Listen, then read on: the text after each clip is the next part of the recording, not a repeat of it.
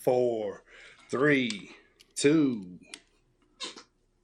mute.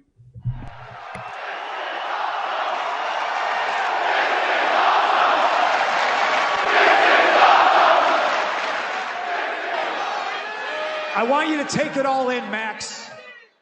And I want to leave you with this. This picture.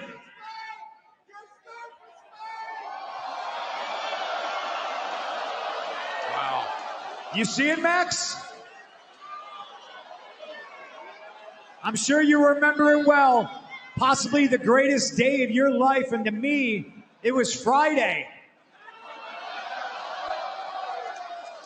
Sunday, March 6th, Orlando, Florida, Revolution pay-per-view is going to be the worst day of your life, and to me, it's just going to be Sunday.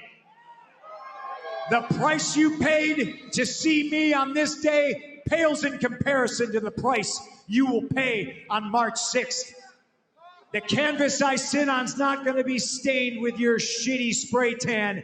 It's going to be stained with your blood.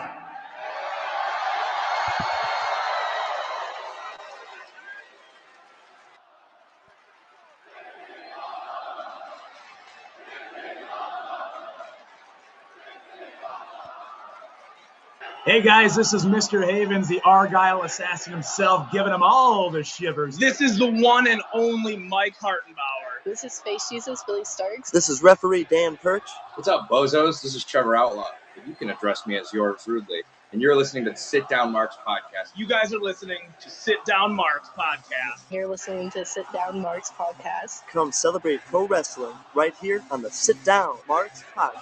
With DB, Primo, and AJ. With DB, Primo, and AJ.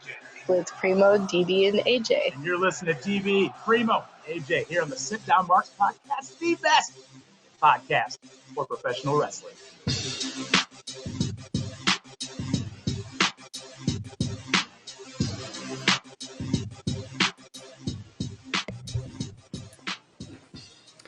There it is, everybody. It is Wednesday, so it only means one thing. It must be the Sit Down Marks podcast. Welcome, everybody, to the show. I am your heel host, the Dirty Bird, helping you spread the good word of wrestling as usual. This is episode number 52. What's going on, boys? How's everybody feeling on this fine podcast day? Fidgety. Which Michael brought up a good point. These are not knuckle dusters, like for anyone watching. They're fidget things. They're magnetic, and I'm fidgety. I need to lay off the meth. He's got knucks. Just got to keep an eye out on him. Don't want to meet me in a dark alley or a lighted midweek alley. Tweak is what you're on right now, is what you're saying, right? Why do you know the proper names of it? That's a little weird. Because I'm from the mean streets of Greenwich, man. I used to hang out with the posse, dog. Joey Abs and what have you. Every day somebody's got to pay. Yeah. It was Joey Abs, Rodney, Dirty Bird, and some other guy. I don't even know who it was. I believe his name is Steve. Steve Bug. Yeah. All right, let me introduce these fools to you here.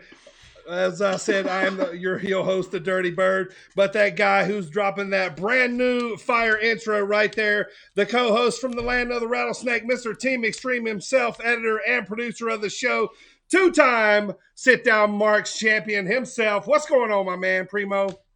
Well, I'd like to welcome everybody to this episode here on Sit Down Marks, the award winner of the third runner-up in the Bessie McDougal bi-monthly knitting competition. We did it. Got him, boys. Good job. They only hold that competition twice a month, and we won the knitting competition. I believe we got third runner-up in it. Third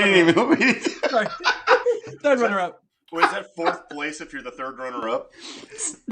Bessie McDougal has high standards.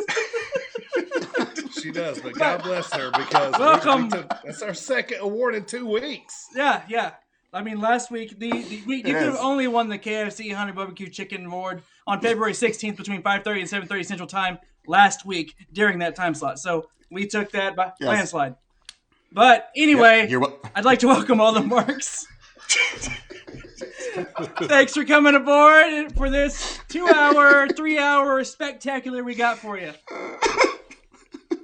All right, the other co-host from the baby face from straight out of your mama's kitchen, driver of the Griff Wagon, still right off of the cliff, right off editor the and goddamn producer cliff of the show. AJ, what's going on, brother? How are you today? Hello. I have to admit that I miss old Griff Grifferson. You know, the old Griff Wagon's been kind of lonely with him not being on it because even he's like, fuck the Griff Wagon. I'm not getting on that piece of shit. He knows. Also on the pod today, back to make sure we finish out the month strong. He's riding shotgun in the Griff Wagon. The Undead one returns. Michael is back.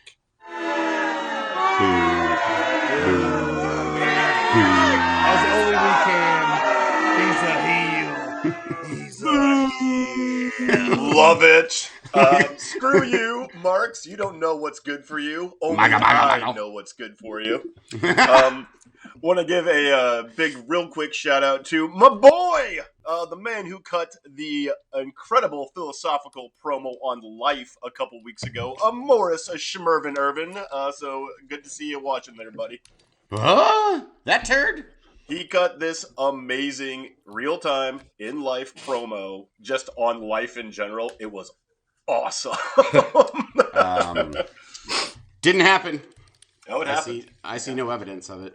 I'll have him call you. You know him, so I do. I love him to death. He's one of my favorites, but he still doesn't exist. I want to thank our sponsors here, coastlandapparel.com. Go to coastlandapparel.com. Use promo code BIRDTV for 15% off your order. That's right, BIRDTV for 15% off your order. And also Jet Designs on Facebook, JET Jet Designs. If you need a custom diecast car, he is your man for your fantasy league or whatever it is you need, maybe even for your own collection.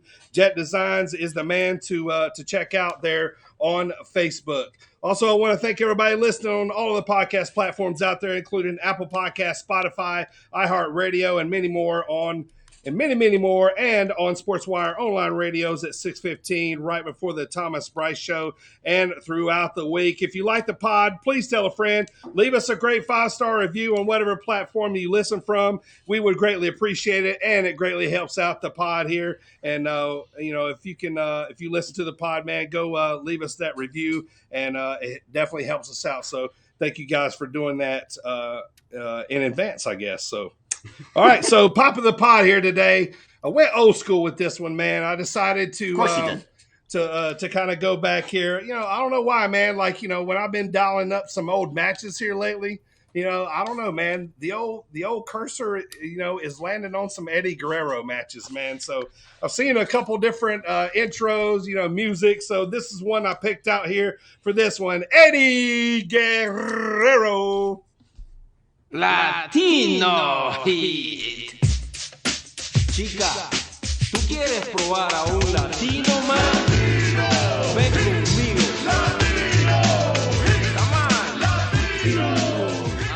Latino Heat, man. That's all you gotta say right there, man. Latino Heat, baby. I bet the first time you heard that, it was played on a piano, like in a saloon with doors. Latino Heat. Probably. Maybe. Just saying, you're old. Big fan of Eddie Guerrero. I want to say too. You said how he's coming up a bunch in your searches. He's coming up a bunch.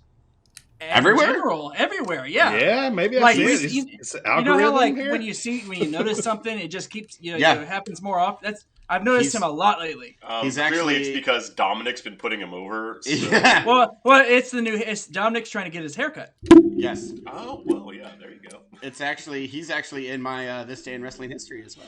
It's fucking weird. Nice. Let's get rolling here, AJ. Rip it up here. Rip it. Brother. Put over your JYD shirt, by the way, too. Put over your Junkyard Dog shirt. If you're not watching right now on YouTube, go search the Sit Down Marks on YouTube. We are live every Wednesday at 6:30 Eastern, 5:30 Central. AJ's wearing a very, very fire JYD Junkyard Dog shirt. Right now, you get to see all our merch and memorabilia that we wear each and every week because, the JYD, man, he is basically on every podcast. He's the patron saint of the Sit Down Marks podcast. I must say, he's we take great inspiration from Mr. YD. Mr. Yard Dog is what that was short for. Only the junkyard version. So this day in wrestling history and birthdays, today is February 23rd for all you beautiful people out there. So we're going to start with birthdays because today there are none. Apparently no wrestling parents were humping in May 24th. Like any time. And made a wrestler. So nobody made a wrestler. There were no no wrestling birthdays today. However, tomorrow, my boy, my favorite, love of my life, Shinsuke Nakamura, born this day or tomorrow day in 1980. Nakamura. And then we also have Corey Graves tomorrow, born in 1984. And then Maria Kanellis on the 25th, 1982. Nice. I don't her issue. What? Who else is what? on that? Who else is on the 25th? There, Playboy collection again. What? What? Hey, exactly, Michael. They don't even make them anymore, do they? I don't know. I haven't bought one since I was like 19. You bought one? I stole them from my grandfather. I have a whole story about that, but it's whatever. It's not for this pod. You talking about Playboy magazines? When's he not talking about Playboy? I mean, we get it. Go to all the antique stores around. That's about to say they don't even sell them anymore. Around, or as Dirty calls them, stores. Got him. Oh, y'all can fuck right off. We're gonna start. Here we go. That was going. So right up there with my Samoa joke. Right there with it. I like really it. Close. Ric Flair was born on February 25th, 1949, right around the time that DB was looking at his first statue of porn. Pretty soon they would introduce the talkies, and DB would be like, well, this is a whole new ball game for my porn watching. At first he'd say, what's a ball game? Like the way he's used to watching porn, it'd be like the black and white thing, and then the text would pop up on the screen that just says, I didn't get the memo that this is what we were doing today. That's because the telegraph is in the mail right now. Right. You'll get it. Snail mail didn't get here in time, right? The carrier pigeon will be around shortly. That's all I have for birthdays. That's it. It's a slow day. That's for how birthdays. my mom found out she was pregnant with me, by carrier pigeon. By carrier pigeon. The doctor sent her results. Back when the king had rights over all. Barber sent the results, right? Primo, what's going on in the headlines, man? Wait, I have to do history, you fuck. Oh, I did. Oh, my bad. So you got me all thrown off here. I'm thinking. So, on this day, back in 1954, back when DB was taking his best gal to the top, Mad Comrade Khrushchevinov defeated Tin Can Pete on the first ever hobo elimination match. What year was that? I'm trying to figure out who my best gal was around 1954. 1954. Peggy Lou Donovan. I don't know. Old-timey names. Bessie McDougal. That's how you guys won. Oh, that's how we got into Bessie McDougal. That third runner-up spot. Looked good in her pencil skirt. It's all politics in that knitting contest. So, Tin Can Pete, he was actually... You got to know somebody. And we do. Well, thanks to Dirty, we do. Although they had a falling out when he wouldn't court her properly. Didn't offer her dad a proper dowry for her hand in marriage. It was a big thing. They don't like to talk about it. He had no fatted goats to just get. Uncovering my whole closet here, aren't you? Get more fatted goats, dude. You rat. Anyways, Tin Can Pete was the heavy favorite, as he was a real-life hobo that the Federation, or the Rascally Brewskis Federation, found outside rooting through the garbage before the event. However, the Mad Comrade hit him with the Bolshoi backbreaker to win the match. I made all that up. I don't know. There was nothing fucking fun happening. That was old. What do we have? So, as if we didn't know you were working us here. Wait, you don't believe that there's Tin Can Pete? Tin Can Pete would be great. No, I like that name though. I love his name. Haystacks Calhoun. They should bring some of these names back. I know. Like those are gimmicks. You imagine Roman Reigns just like, you listen here, Tin Can Pete. We're just like, we have to take it serious. I heard a wrestler the other day. I'm calling out Stink Bug. Stink Bug. Acknowledge me, Stink Bug. Anyways, off the rails. We haven't been off the rails in a while. In 1990, on this day, in a live edition of the Main Event, Hulk Hogan faced Macho Man Randy Savage for the WWF Championship in a rematch from WrestleMania 5. Oh, yeah. It was supposed to be refed by Mike Tyson. However, Mike Tyson got absolutely destroyed by Buster Douglas. So they brought in Buster Douglas instead to ref instead of Mike Tyson. Hogan retained because Hogan retains. That's what he does. This is the cool one. In 2002, what happened in 2002, guys? In Murphy Recreation Center. Won the title. At the Murphy Recreation Center? Yeah, in Philadelphia, Pennsylvania. This is the birth of Ring of Honor. Today was their first ever live event, 2002. Main event was Low Key beat Christopher Daniels and Bryan Danielson in a triple threat match. Good first ever live event or first ever like televised event? First ever event, period. Oh, okay. Under the name. Yep. Nice. Because I know they did like the internet pay-per-views to start off everything with. Like you couldn't like see it on TV for a long time. So. Yeah, no, it was their first event. Like well, this is be dipped in shit. The inception of Ring of Honor. Also, if I could read my notes, Eddie Guerrero beat Super Crazy in. I can't remember. Heat. The fuck does that say? Anyways, to become like the first ever Latin champion, or I can't remember the God. Why do I not take more? Is this a Ring of Honor? Yeah, this is a Ring of Honor thing. Yeah, he talks about his Ring of Honor run in his book. Yeah, he was like Super Crazy.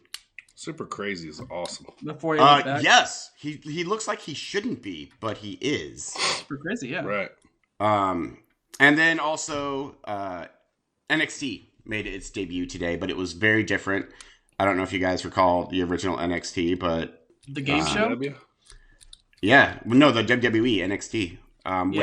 When it was the game show and. The game show with Daniel Bryan. Daniel Bryan had The Miz as his they paired him up with contestants. Yeah. And like season 2 was Johnny Curtis. Yes. And Fandango. And then what was the year where EC3 had Daniel Bryan? It was like the funniest thing ever. It was like season 2 or 3. They had like 4 seasons of this. Yeah. It was like season 3, I thought. Yeah. Something like that. But anyways, that was this day in wrestling history and birthdays. Happy birthday, Shinsuke. I love you more than life itself. Shinsuke.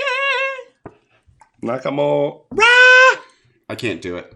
You lost. See, it just sounds go like the opposite direction. They broke up. They broke up, didn't they? Him and Rick Boogs. I mean, one way or another. I mean, they didn't break up. They just kind of went their separate ways. We'll get to it later, but somebody's feeling a little lighter these days. Right. True. What you got in headlines, Primo? I'll tell you what's in the headlines. You know, there's nothing like a good news giggle. That's right, I wetted myself. Nothing like a good news giggle. So, PW Insider, former WWE talent Drake Maverick, formerly known as Rockstar Spud in TNA, is now working behind the scenes in WWE on the Raw creative team. So how about that? Cool. When did we see him last? Like the manager of Authors of Pain? Yeah, it was he was on TO5 Live for a little bit. Was he? He went through that little gimmick where he was in that tournament. He had to win. Oh, yeah. Wasn't going to lose contract. Well, that was but then he had that was post AOP. That was after AOP. And then he was teammates with that dude. Oh yeah, with the big hairy guy. Yeah, I can't remember his name. Forgive me, big hairy dude. Never forgiven. He was very serious, and Rockstar isn't, obviously. Yep. I like Drake Maverick. Anyway, moving on. Speaking of Ring of Honor, The latest inductee into the inaugural Ring of Honor Hall of Fame has been announced. If you recall, currently the inductees are Briscoe Brothers, Samoa Joe, and Bryan Danielson. Now, as of this week, they have added CM Punk. There CM Punk. CM Punk. CM. You know, I mean, I figured him or Nigel McGuinness. Both. I can't believe Nigel McGuinness isn't.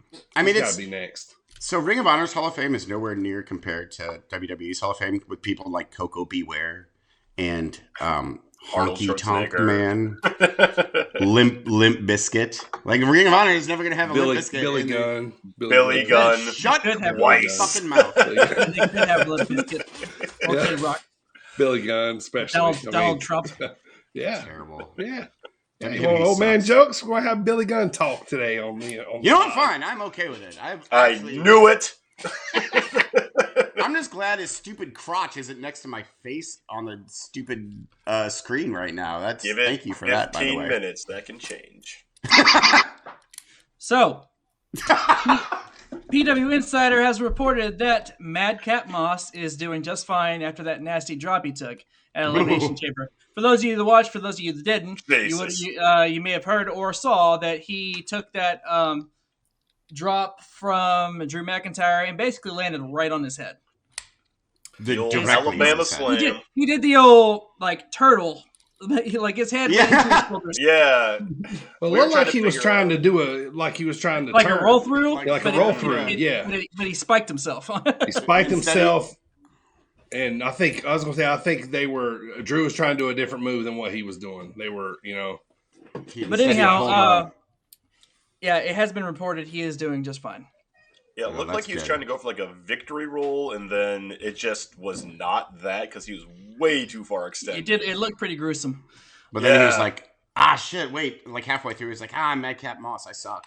And decided to abandon it altogether. I mean, I wouldn't be surprised if he was knocked out after that. I'm surprised he could walk. He got back up and finished that match. That was nasty. Speaking of WWE, AJ Styles has renewed his contract. So, and latest reports are saying that it's a big deal, as big as potentially $3 million a year. Good. Oh yeah. Nice. Yep. Get paid, AJ. I seen they were fighting two things with him. He was talking about retirement, and then they didn't want him to go to AEW either. So. Well, hasn't Styles gone on record in saying that he wants to finish his career at WWE? Yes, he has. Yeah. Like, he wants to go behind the scenes when he's done in ring, right? Right. Sure. He says where he belongs, where he always belonged, and basically, as what everybody else says, it's the end all. Yeah, a lot of these guys get, towards the end of the career, they're like, all right, who I want to wrestle to finish out? And maybe some of those guys might have been on an AEW roster, so at least... Well, all of his homies are over there. Yep. Yes, they are. All of them, except Speaking of Too Sweet! AEW, Fightful Select reported today, actually, that AEW has signed Shane Swerve Strickland. You guys may remember him from NXT as Isaiah Swerve Scott or Lucha Underground as Killshot. Yep. You said Shane for a second. I almost lost my fucking mind. Shane Strickland. Shane Swerve Strickland. Also, his rap album, in case you wanted to know that too. I did. Is due to drop on March 18th. How many cameos by Wyclef Jean are on his rap album? Unless it's 7, I'm not interested. I think it is 7. It has to be exactly 7? Can't be more or less? No, exactly. Exactly. Any less and you're still wanting more Wyclef, but any more and you're like, all right, calm it down, Wyclef. That's a fair assessment. As we kind of talked about offline between last week and this week, EC3 and Adam Scherr are starting up Control Your Narrative. Their first event is March 5th or 6th. Well, their latest person to join is none other than Austin Aries. By the way, I think Adam Scherr would be a good fit for Primo's pretty good wrestling promotion because he's Adam Scherr. Sure. Adam Scherr. Pretty good. Sure. Wrestling promotion. So, AA, the greatest men that ever lived, will be in Control Your Narrative now. And lastly, AEW's first pay-per-view extravaganza of 2022, Revolution, is coming to select theaters around the country on Sunday, March 6th, which, if you didn't hear at the beginning of the pod, that's just another Sunday for CM Punk. Yes, it is.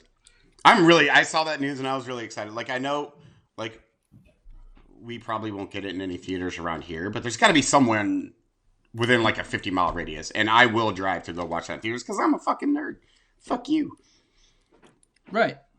And that is the headlines of today.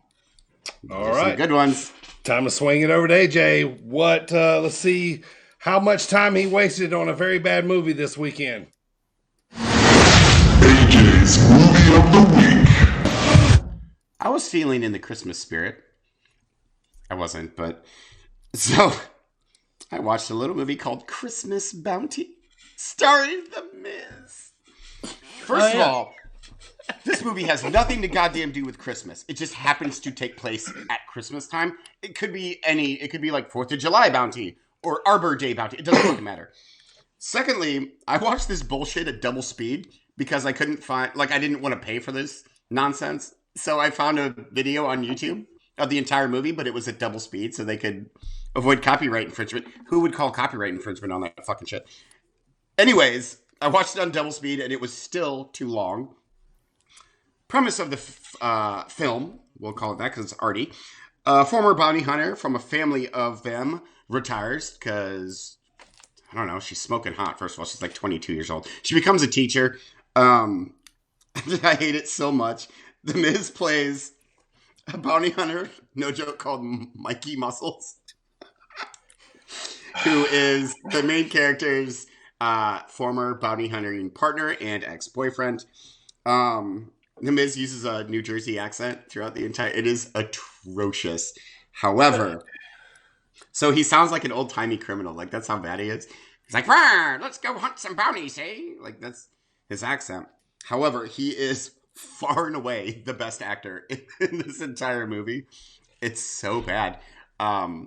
Like everyone else, like the girl's parents are awful. She's awful. The Miz himself is awful, but The Miz has a certain charm about him. Like when he's not being annoying on Miz TV.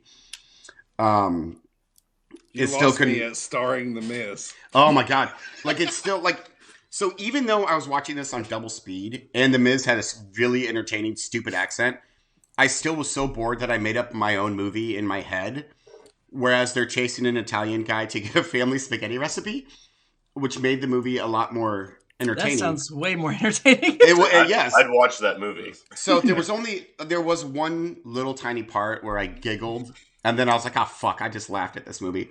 So the bounty hunter girl's boyfriend, they have this thing on their phone where they can meet up, and it shows its location. They LoJacked each other basically. And she's on a bounty hunting mission, and he shows up with this giant stuffed teddy bear, and he gets in the middle of this gunfight that they're having. So the teddy bear gets shot and the head explodes, and he passes out from fear or something. I don't know. So after the shootout's over, she goes to grab her boyfriend and starts pulling him, and he just, I don't know why I found this funny. It's so stupid. He's out, and then he wakes up for a second. He goes, "Did that teddy bear just explode?" And then went back to sleep again. And that made me giggle for some reason because I was so desperate to find something to giggle about. It's called Christmas Bounty. Don't watch it. Just don't. Don't do it. I think you just told us everything that happened in it. So that is. We now? I was really hoping you were going to say Jingle All the Way starring Paul White. So see, I want to do that one, but well, you said you were feeling the Christmas spirit. I thought maybe you seen Goldberg at Elimination Chamber, and and then you went to the movie that you were, you had already watched that one. Yeah, we'd already done that one. You'd already done that one, but I thought you were going to say you were inspired to go watch it again. But I wasn't in a Christmas mood, by the way. I wasn't in a Miz mood. I wasn't in any kind of. I was just let's find the worst wrestling movies that I haven't watched yet. So I Googled it, and that was number 3. So I was like, okay, let's give that. All right.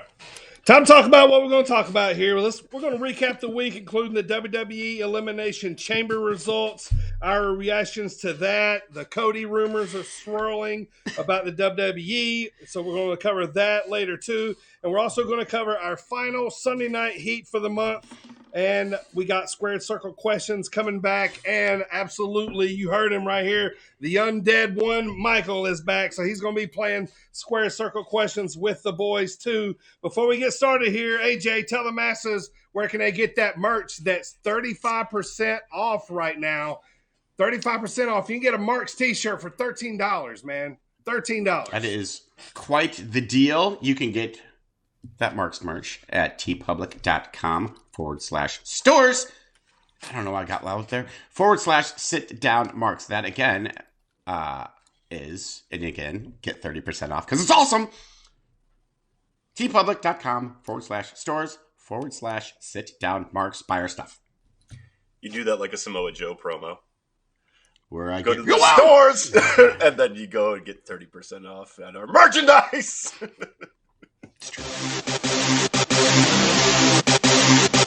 This is Levi Cooper. Hey, this is Buck Nasty, Bucky Collins. This is Big B. What's up, bozos? This is Trevor Outlaw, and you're listening to the Sit Down Marks. Sit Down Marks. Sit Down Marks. And you're listening to the Sit Down Marks podcast with DB, Primo, and AJ. All right, time to recap the week here, but let's get started with the indie roundup for the weekend of February the 25th. I got a few shows here. The main one, man, if I was living at home right now, I'd be sitting front row at this show. This Saturday night, MLW is in my hometown where I grew up in Charlotte, North Carolina. They're going to be at the Grady Cole Center. Gangrel is going to be there. He is fighting our boy Big Beef. On this card, we got Killer Cross scheduled to appear. It's going to be a big card out there. So I've watched a lot of wrestling at Grady Cole Center. The Four Horsemen, were over in this joint, down there. They've tried to tear it down a couple times, but the city stepped in, and but it's a really cool place to go watch wrestling, man. It's kind of one of those old school style auditoriums. They put the ring in the middle and it covers it, like all the way around. So kind of Hammerstein ballroom-ish, kind of, you know what I mean? Like with the big balconies and stuff. So cool place to go watch wrestling there. So, and then also this Saturday night, February 26th in AJ's favorite wrestling town, which is Yarmouth. In the great state of Maine, Limitless Wrestling presents Too Hot to Handle. Why are they calling it Too Hot to Handle? Because Scotty Too Hottie is on the card, and Scotty Too Hottie is in Yarmouth, Maine this weekend. Goddamn right he's in Yarmouth. I love it. And they have announced that this show is officially sold out. So there's a lot of people that want to see the Worm live and in prime time. So that'll be a fun show. Next up, the very same night, Saturday, February 26th, Defy presents 50 at the Washington Hall in Seattle. The Bollywood Boys are scheduled to appear there. And then Saturday night, a little closer to home back here, Saturday, Freelance Underground presents Breaking the Chains at the Church Street Brewing Company in, AJ, tell me how to say this, Itasca, Florida, Itasca, Florida, Illinois, Ithaca. Ithaca. There you go. See, I always say that wrong. See, that's why a Southern boy can't say these names sometimes. So, but anyway, we got Storm Grayson and GPA on the card. Also, Sky Blue as well. And then also Zello Pro presents Level Up this Sunday in Milwaukee. 3:00 start time at the Turner Hall Ballroom there. Storm Grayson, Kylie Ray, and Rachel Ellering all on that card. And then the last one I got here for you in Mattoon, Illinois, 01 is running 2 shows in 2 days, February 26th and 27th, Saturday and Sunday at the Burgess Osborne Auditorium. Camaro Jackson and Jake Lander scheduled to appear. And then, we're going to talk about the Zawa show that I went to last Saturday. And then Zawa's got another show coming up next week. So that's it for the indie roundup here, Primo. All right. No. All right. on to WWE, WWE, as they say. First up, we got Smackety Down, and nothing happened, I'll say that, except for because it was just to go home and everybody was traveling to Jeddah, Saudi Arabia for the Elimination Chamber. The only thing that really happened was they had a contract signing that was just a contract signing, and then Sami Zayn has, even though they said he did it like a week ago at a house show, but I guess they wanted to officially do it on TV. Sami Zayn officially defeated Shinsuke Nakamura for the Intercontinental Championship. Fine, whatever. It's about time that he got it back. It's about time it got defended. I was just gonna say that. I mean, that too. That too. Jesus Christ. Yes. Does this mean Johnny Knoxville is going to be the Intercontinental Champion? Yes. You're goddamn right. That's what. Yes, exactly. Oh no. Oh Yep. no. That's what I'm thinking. It'll have the same title defenses as Shinsuke did. And that's SmackDown. So yeah, there wasn't much to it. You're It not was a going to weak talk episode. about the interesting Rousey Flair contract signing? You're not going to go over that? That was like impressive because they just did a contract signing on Raw. A couple days before that. It was real exciting stuff. I don't know what's been going on in WWE, but they have not been attacking each other with these contract signings, and it's annoying. No, like they're just like, all right, we'll sign, you sign. They might good flip day, a table good day, sir. or something. Ronda did something to Sonya, didn't she? Tried to bonk Charlotte's head off the desk when she realized that she'd have to wrestle in her gym jams. Yeah. The old Jim Jam. It all came off cheesy though because Ronda just can't facial sell. No, she's bad. And she actually tried to slam Charlotte's head into the desk instead of letting Charlotte do it. No, she's like, fuck you, Charlotte. So, terrible. On to what happened Saturday at noon o'clock my time. The Primo, are you the only one that watched it live? Anybody I else watched it live. I didn't watch it live. I watched it later. AJ watched it later. Okay. So, So myself and Michael witnessed this atrocity that was the Elimination Chamber. The best thing that happened. We'll get to that. Anyway, so on the pre-show, was it on the pre-show? Or did Rey Mysterio and The Miz got relegated to the pre-show? That was pre-show. Yeah, pre-show. And Rey Mysterio won. So they opened the show. So this is the second pay-per-view in a row that Roman Reigns opened the show. Yes. Because he opened.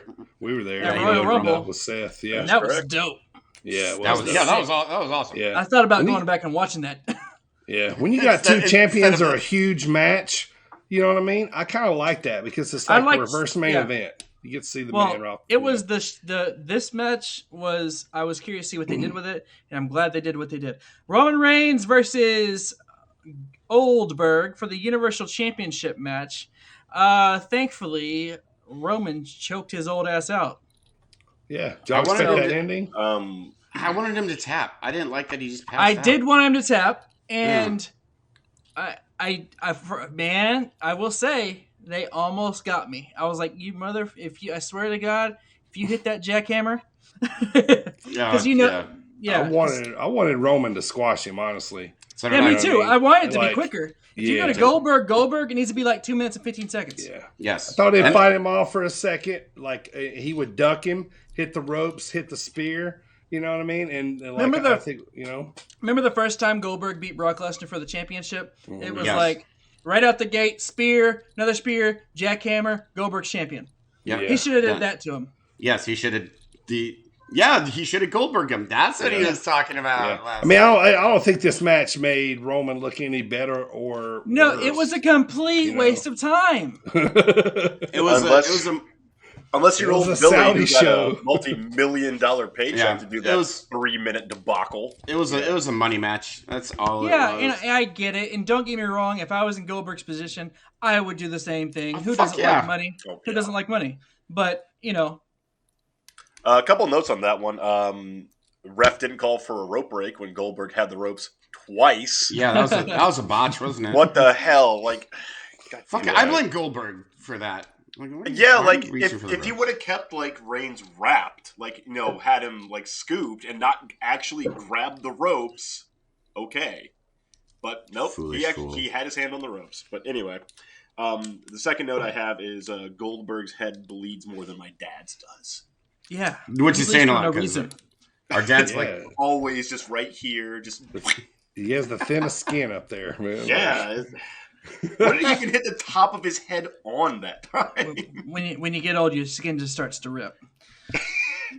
Dirty, is that true? Not yet. Not yet.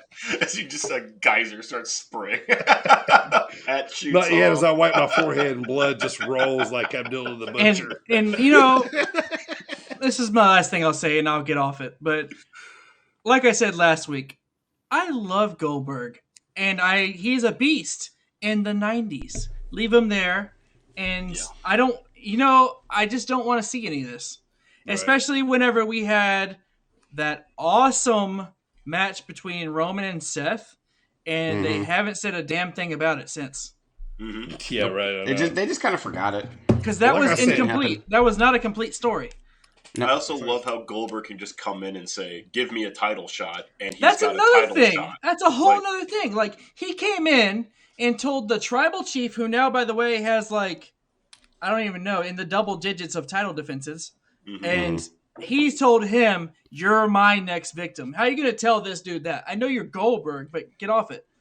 Well, isn't there a line of people excuse me? Yeah, back in line. Right. Yeah, but who was in line at that point? Apart like from we Seth said, somebody's requesting him, or they love him over they're there. Like, okay, well, that's the whole thing. It's somebody in Jeddah loves Goldberg. It's a sideshow because other than the Saudis, I don't think we'd have a pay-per-view between Rumble and Fastlane and Mania. Or yeah, maybe Roadblock. Fastlane. Yeah, back in the Fastlane day, or No Mercy. Payback is after. Payback's after. Yeah. Backlash. WrestleMania Backlash. All right, so next up we had the women's. So it was the women's Elimination Chamber match. Sorry, I was reading my notes here. It's Raw Women's. Women's Elimination Chamber match for the opportunity at the Raw Women's Championship. Sorry, it's a mouthful. Yeah. Anyway, it was between Rhea Ripley, Bianca Belair, Liv Morgan, Doudrop, Alexa Bliss, and Nikki ASH. With your winner Rhea here. Yeah, I think we both said Rhea, and I might have mentioned Bianca at one point, but I said I wanted Alexa. I mean, we all kind of knew that Bianca was going to win, but Bianca, yeah. Mm-hmm. I was just trying to will Rhea Ripley into a victory. Yeah, I wanted Rhea Ripley to get it, and they made it. They did have a good showing with Rhea and Alexa with her return. Yeah. Did you guys like how difficult of a time they had moving in their full body pleather suits? Yeah, it looked very constricting. Like it's like they were wrestling in claustrophobia. That's what they were wrestling in. Yeah, I could mainly tell in when they did kicks. Yes, like the kicks because it hindered their upwardness or you know what I mean, like the way they had to throw them. Like I could tell, or they were scared to rip the outfit or something. I don't know, but yeah, it was. But Rhea's was the one that looked the most appropriate, I think, compared to her gimmick. You know what I'm saying? Yeah. Like I thought it looked like she could wear that on Monday Night Raw, and I'd be like, yeah, that makes sense, right? You know what I mean? Like, yeah. Liv Morgan did a big Britney Spears. A Britney Spears thing. Alexa Bliss did Alexa Bliss with pants on. Yeah, exactly. I'm dressed like a 6-year-old again. We're still doing this. Why are we still doing this? Jesus Christ! She was dressed like that, but we did see glimpses of the old Alexa Bliss. She was on a swing in her pod. That part was weird. That was. And I also thought it was weird that they did this in both Elimination Chamber matches. That they didn't have the last person to get in the pod was not like the two people. Usually, the last two people to come out are the two participants in the ring. Mm-hmm. And this time, they staggered it. Like, you know what I mean? It was weird. It was weird. Didn't know right off the bat. On Raw, they had that gauntlet match to see who would be the last person to enter the chamber, and Bianca Belair won that, correct? Right. So why in the hell, knowing this full public knowledge, when it's time to do the random who's coming in next, why the hell is anyone looking at Bianca Belair's pod? Yeah, I'm surprised Michael Cole wasn't like, oh, could it be? Is it going to be? Could it be? Could it be? No, Michael, shut up. There was a point, I don't remember who was in the ring, but it was like It was like Alexa Bliss and Bianca Belair were both in their pods, and they're looking back and forth at both of them like, who's it gonna be? Right, and we know Bianca's last. Yeah. So next up, we had the tag team match between Ronda Rousey and Naomi versus Charlotte and Sonya Deville, with the stipulation that Ronda Rousey had to have her arm tied behind her back, which I will say her arm was tied, but not always behind her back. Now, granted, she still threw Sonya around, but honestly, it's kind of dangerous to have your hand behind your back like that. Oh yeah. Don't you need both arms to like bump properly? Right. Yeah. Well, saying like she lands wrong, her shoulder's getting dislocated. Like, right. Unless you're Orange Cassidy. Fuck everything about Orange Cassidy. He needs 0 hands. So, as if we couldn't see it coming, Ronda and Naomi win. Sure. Next up, the Falls Count Anywhere match between Wait. Don't go like charging through this one. There's so much bullshit in this match. I want to go over this real fast. First of all, why are we not talking about Ronda Rousey and her gym jams? Why are we not talking about that? So I did think that was they kind of talked about it a little bit, like this is her gi that she wore at the Olympics, and I was like, okay. Still jammies though. Second question for you, Primo. Sonya Deville is MMA background. I believe she has a 2-1 record. Is that I talked about this last week. Yeah. Charlotte Flair is a 50-time champion? Yep, WWE? at least 50-time. Yeah. You're telling me Maybe these 52. two together could not batter a one-armed woman? A one-armed woman. Just batter her. I don't care if it is Ronda. I don't care if it's Mike Tyson with one arm behind his back. You have half your offense. Yeah. I feel like anybody with one arm is at a huge disadvantage. Yeah, you would think so. Yeah. When you have one of the greatest women of all time ever going against you, and then someone with a legit MMA background, and but I mean, granted, also we can't forget Naomi is one of the most athletic female superstars that WWE has as well, but they won, so I don't know. And like the thing I really had a problem with in this one was Ronda Rousey with one arm punked out Charlotte Flair to get the tap out victory on Sonya Deville. Oh yeah, she looked at her and Charlotte's like, okay, I'm going Charlotte's back like, on the other side. Whoa. Yeah. Wait, you're on the ground and I just have to run in and boot you in the face? Yeah, I've been doing the entire match. And she did the one arm bar. Yeah. Like, I could understand if, Charlotte had already burned her tag at that point. That would have made kayfabe sense. But there's no reason for it. Right. So, fucking bullshit match. Whatever. So, next up we had the Falls Count Anywhere, Drew McIntyre versus Madcap Moss, which we talked about earlier. Drew McIntyre won, but during the match, Madcap took that gruesome fall where he had his head shoved into his body. Like a turtle. That was a good. Yeah.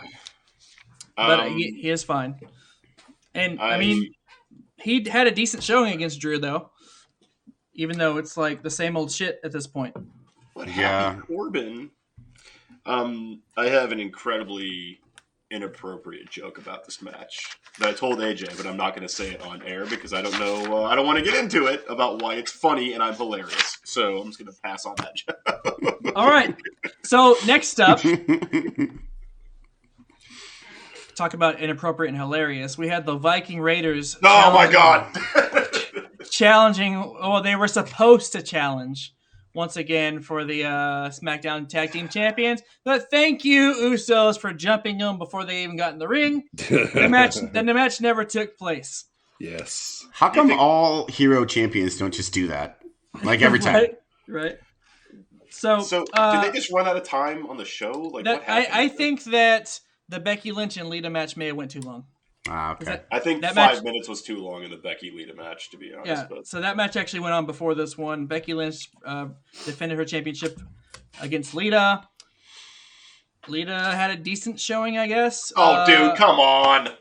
Dude, she hasn't wrestled in so long. And I like how this is something that did annoy me. Was they kept saying this is Lita's first, what do they call it, significant showing, or significant bout or something because like that. She did fight Heath Slater a while back when he was fighting Legends. Yeah, she did. She looked bad, guys. She looked slow. Bad. I mean, I would look bad. I mean, so Lita's what, like mid-40s, something like that? Something like that, yeah. She could not do her thong gimmick because of Saudi Arabia, so already half the crowd didn't care. Yeah. What a boring, predictable match. And Lita was moving like she was underwater the entire time. I couldn't agree more. Yeah, like I was just about to say, like, you know, I'm just hoping it's a bad match, but man, it was like she couldn't just get going, and it was kind of hard to watch there for a little while, but yeah. Were you guys like me? Where you're just like, just please don't get hurt. Just please don't get hurt. Right? Yeah. Basically. Yeah. So, speaking of getting hurt, let's get to the men's WWE Championship Elimination Chamber match between Bobby Lashley, AJ Styles, Austin Theory, Matt Riddle, Seth Rollins, and the Beast Brock Lesnar. So, starting at the match, we had Austin Theory and Seth Rollins. Cool. Whatever. At one point, I don't remember who it was. Seth Rollins buckle bombed somebody into the... Theory. Yeah, Theory. Okay, so he buckle bombs Austin Theory into Bobby Lashley's pod. And somehow or another, because Bobby Lashley was looking at Brock Lesnar, and somehow he bashed his head against the metal beam that's in his pod, and now he's under concussion protocol, and he was immediately removed from the chamber. You think he was supposed to retain, and they made a call? I think don't they were know. title versus title the whole time. I want to say they were at least going to give him a good shine against, like the whole. I think everything was scrapped from there on. Because then, you know, they get to where it's Matt Riddle, Rollins, AJ, and Theory in the ring. Lashley has officially been deemed unable to compete, and Brock Lesnar just straight up bashes. He knows he's the last one coming in, so he just bashes out of the pod, and then he goes and absolutely destroys everybody in a matter of less than 5 minutes. This is where Michael and I had a lot of discussion. So I think they obviously had to shift, and they just said basically, obviously Brock was going over the whole time, and they were like, well, let's just hurry this up. Brock, go close it out. So they buried their main roster. Yeah. They just fed them to Lesnar. Not only their main event guys, but their up and coming main eventers as well, just completely squashed. That hard on Vince has for Brock never goes away. No matter what, at the cost of everyone. And I like this current iteration of Brock. I do too. I like him a lot. Love it. But they fed feel like you don't need the title. The whole main event in WWE got fed to Brock Lesnar, and the whole some of the future main event got fed to Brock Lesnar. I didn't understand it one bit, and I got angry about it. The problem I have is, sorry, go ahead. No, go ahead. I was just going to say that Brock was going to the main event of WrestleMania no matter what. Yes, he was. Now we have one men's championship match, or one, main championship match. Mm-hmm. How do you build like a Rollins or a Styles or even a Riddle back up from this? Because like he just made them look like fools. Just act like goldfish and forget it. I mean, that's accurate. Fair, but like good. Like how much do you have to sacrifice for one main event? By the way, the third time you're doing this main event. Right. I'm going to go ahead and make a prediction right now about this Mania main event between Rollins and Lesnar. No one gives a shit. I guarantee no one's going to give a shit by the time it happens. I think that they'll give a shit more than they had the previous two. I mean, but how many times have Lesnar and Reigns wrestled and the fans just booed the crap out of them because it's boring? It is. It's a boring match. It's a clash of styles. Lesnar does his suplex thing. Reigns does his Superman punch to retaliate. It's a boring goddamn combination. No one cares. Yeah, and then Seth cashed in, and we're like, ah, yeah, save it, Seth. Exactly. But yeah, you know what I mean. So I mean, the beauty of wrestling. Yeah, my only argument is, okay, if we're going to unify this title, then I love it. Let make sense. Let's do it. Let's unify it. Let's get one belt. But if we're still keeping 2 belts, if Roman or Brock, is going to carry 2 belts after it, Roman 2 belts, Brocky 2 belts, like whatever we're going to, do for a while, you know what I'm saying? But I like it only if it's unification. If not, then Brock didn't need the belt. No. If we're not unifying, then Brock don't need it. Yeah. Along with that, if Brock doesn't drop the title, like they have his title match coming up on March 5th or whatever, against potentially Bobby Lashley. If he doesn't drop the belt there and it still ends up being, because they're still advertising the shit out of the winner takes all match, Roman has to win. So I mean, like, why would you not do all of this work for Roman to not win everything? God, Vince's 2 boners must be battling it out right now, because he's always had the boner for Roman and he's always had the boner for Brock. Like which boner is going to win? Like, it's going to be interesting, man. I'll tell you what, I don't think that's going to be an easy pick. I mean, everybody's going to say Roman's going to be an easy pick for that match. That's going to be the popular pick, but that's the pick that should happen. Yeah, like it's yeah. Which means it's going to be Brock, and everyone's going to be like, why? As much as I've said that I've liked Brock here recently, I mean, obviously I like Roman more, and we all know that after WrestleMania, Brock might have a match at Backlash, and he's gone. Yeah, that's it. Exactly. Because that's exactly it. He comes and goes, and he's on the back half of this current contract. So, it's got to be Reigns. Got to be Reigns. All right, we got anything else for Chamber here? I do. What else you got? Here's my question. Make this make sense to me. Okay. Which one? In Naomi and Ronda Rousey versus Sonya Deville and Charlotte Flair. At one point, Naomi hits a corkscrew crossbody from the ring to the outside. Here's my question. What makes a corkscrew crossbody hurt more than a crossbody? I had an answer for this. The momentum and velocity. That was mine. That is not how gravity works. It's not. It's not at all.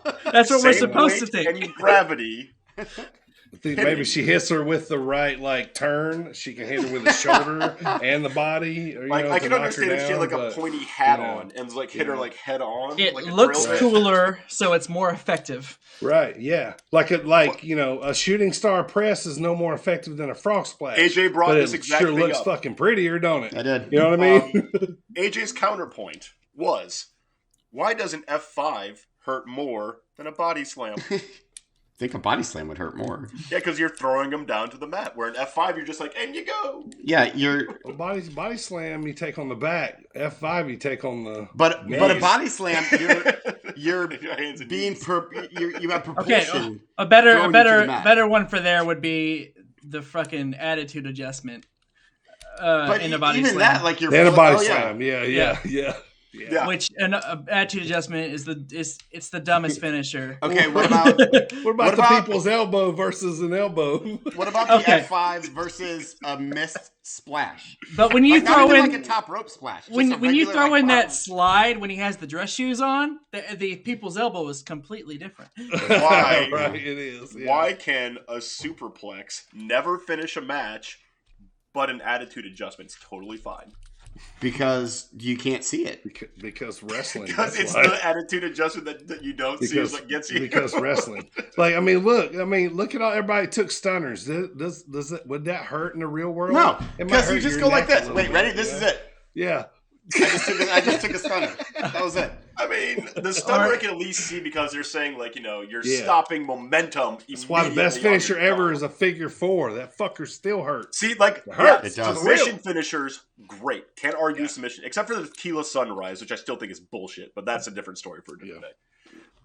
But power move finishers, I just All right, I'll come up with more questions to annoy you all. So moving on to Monday Night Raw. We had I don't even know how many times he's been champion now. Was it 7 or 8? So the new WWE champion Brock Lesnar arrives 10 and doesn't get many words out before Paul Heyman comes out and interrupts. He reminds Lesnar that he has to defend his title at Madison Square Garden on March 11th. So he may not make it to WrestleMania as the champ. Brock then tells Paul that he'll be there on Friday to see him and the tribal chief. He actually calls them knuckleheads, but knuckleheads. Let's see. Like the Big Show movie. All night and on Twitter, especially on Twitter, Cody Rhodes teasers were thrown out all night. All over the place. The Miz said something about a dashing partner. We're not even going to talk about who it was. Nope, and then please no. Later on, Indy Hartwell tweeted something about smoking mirrors. No. Yes. We don't like that. I think we need to make a pact. I think we need to make a pact right now to never mention who the Miz's partner is. So, I vote yay. Well, they just gave me a pea and sandwich break during Mania, so I'm cool with that. Whatever. This is true. So Edge, I like the sandwich part of that. But it ain't a pee break. Like, you're not going to watch any of this, so I got time to make a sandwich. I just imagine you like sitting like in a corner, just nope. Nope. Not until it's over. You're still smearing mayonnaise. Like facing away from like Right. So Edge returned to Raw and went through his mini WrestleMania moments and said he still lives for WrestleMania, where he is absolutely phenomenal. Hint, hint. They're so subtle, aren't they? And he says, as much as Edge needs WrestleMania, WrestleMania needs Edge. Then he throws down the challenge gauntlet and tells someone to step up and be his WrestleMania opponent. I thought for sure AJ Styles music was going to hit, but I guess that's not going to be till next week. And finally, Seth Rollins, this is where they were relegated to. Seth Rollins and Kevin Owens have been relegated to the tag team division. Remember like a month ago when they hated each other? Yeah, they were like feuding and stuff. Yeah. So, anyway, if they beat RK Bro, they are able to join 2 weeks from now the tag team championship match. Okay. So, they beat RK Bro with a buckle bomb into a stunner into a curb stomp. So that was pretty cool. That was a cool little sequence. I like that. Yeah. And because then they're both awesome. Yeah, this win got them added to the Raw Tag Team Championship match in 2 weeks.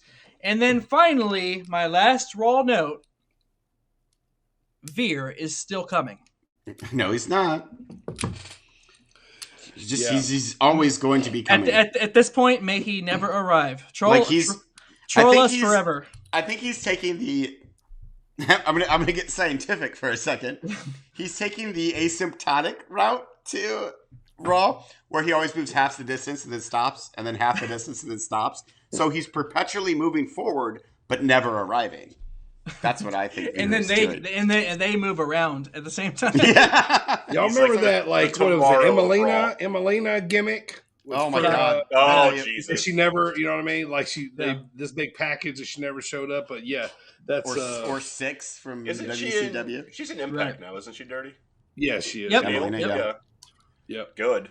Yep. Last thing here on Raw. What do you guys think about, real quick about KO and Rollins as a tag team? Like, they're solid. I think they're solid. I think they're solid too. I mean, you can't be a top singles wrestler all the time. You got to do tag team stuff. I mean, I love them both, but they should both be singles main event performers right now. Only not in the tag division. Only thing is, to me, that's the only thing I'm gonna say is like I love them together.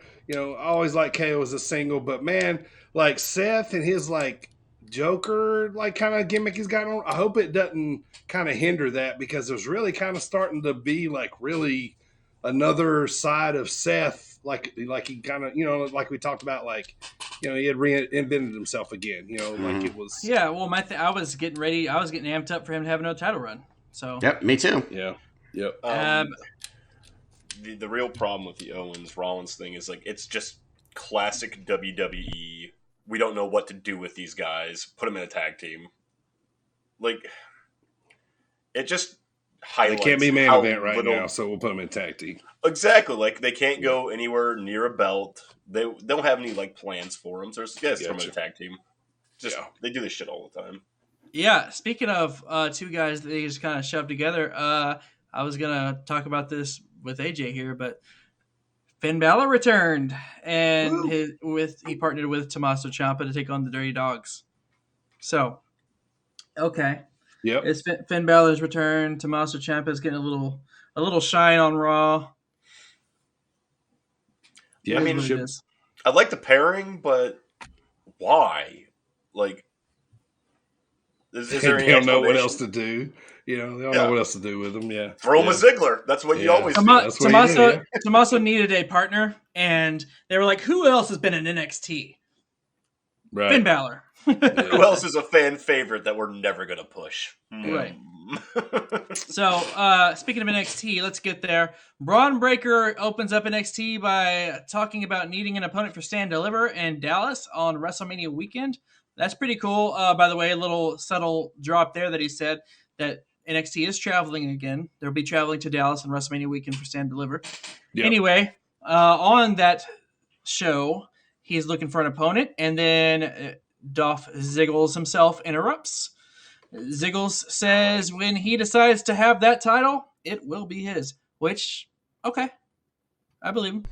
I want to say I've always been a Dolph Ziggler fan, and I was mad for a while that they weren't giving him the pushes that I thought he deserved.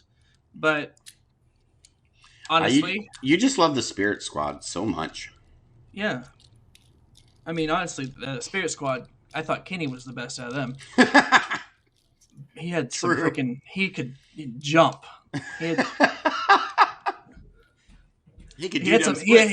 some height on that leg drop. So anyhow, LA Knight and Grayson Waller. Dirty. Grayson Waller. They finally clash. After LA Knight, let me talk to you. He tore up that restraining order last week. They finally clashed this week. Unfortunately, though, Waller was able to pick up the victory with a distraction by his muscle. His name escaped me. Mikey Muscles? Yeah, Mikey Muscles. From the Christmas jingle or whatever it was called. Nailed it. Christmas spaghetti.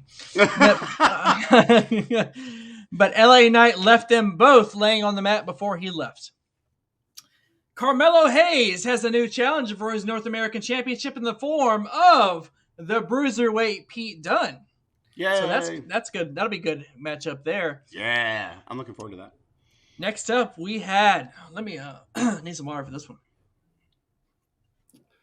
We had the debut of now I see why you need water.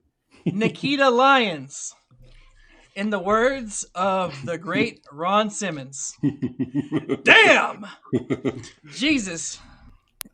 I'm a fan. I'll say that. What's not to like? What's not to like? I agree. So, moving on to that main event, we had Dolph Ziggler facing off against Tommaso Ciampa. He defeated Tommaso Ciampa with a little distraction from the cameraman, who turned out to be none other than one half of the Dirty Dogs, Robert Roode. They jumped Ciampa afterwards. Breaker made the save and laid out the challenge. Basically something about, if you two bitches ain't cowards, get in the ring and I'll beat you up right now. And basically... that was very Miz from Christmas Spaghetti. Yeah, they didn't, and that chaos ensued, and as the show went off the air because they were just brawling. That was NXT. That's all a double in a nutshell. All right, AJ, get us going with AEW, brother. It was sad watching all that WWE. Brother. Dylan, brother. AEW Dynamite was one of the best episodes. I feel like I say this every week, but this time it actually might have been, because like we referenced it started with the CM Punk promo that you heard it at the top of the show. I did have that. I love the line, "The price you paid to meet me that day will pale in comparison to the price you pay on March 6th. Thought that was awesome. I also liked that MJF didn't say anything. Also, it's going to be a dog collar match. Because CM Punk was referencing Roddy Piper, which was awesome. Hold on. Excuse me. So I look forward to that match at Revolution. They set it up perfectly. It's going to be a bloody mess.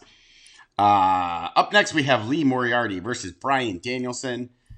Bryan Danielson made Lee Moriarty look so good because he is so good. Like, obviously, Danielson got the win, but Moriarty looked great in the entire contest. Like, he's really awesome.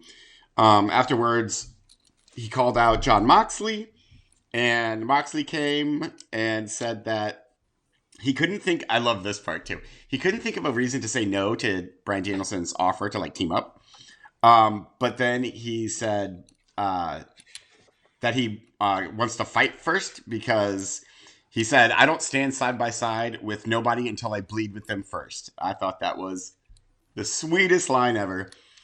I cannot wait until those two actually get together and have a feud and do the things because, yes, you and the Nike shirt, that'll be $10 Nike.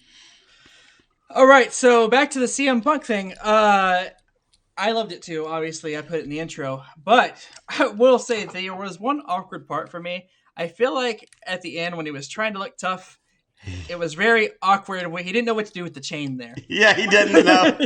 He was like, Put it in the mouth. Yeah, I don't know. Let it hang there. It looks like he started to choke himself. He's like, that won't go well on TV. Like he starts like swinging it around. I was just going to say, I want them to bring in Valentine to put over the match. Like the type of match. Because wait, isn't he dead? Valentine? No, he's still alive. He should be dead. Oh, that's not nice. Well, I don't mean like I don't want him to be dead. That was Dirty's boyhood friend.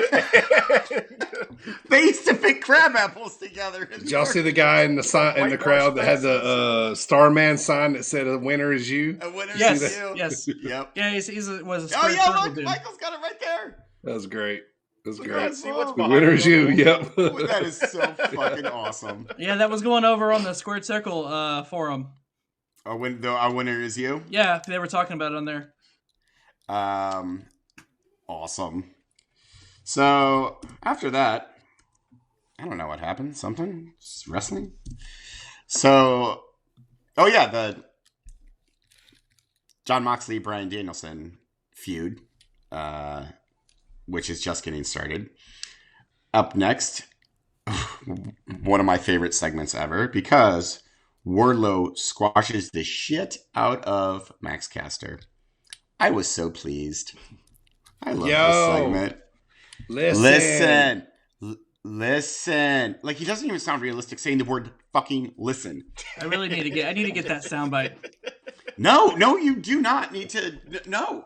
You know I've sent that to you before. What? Listen. I know you did. I just keep forgetting. Yes. I definitely don't hack your computer to delete it every time. Here's a nerd reference for you guys.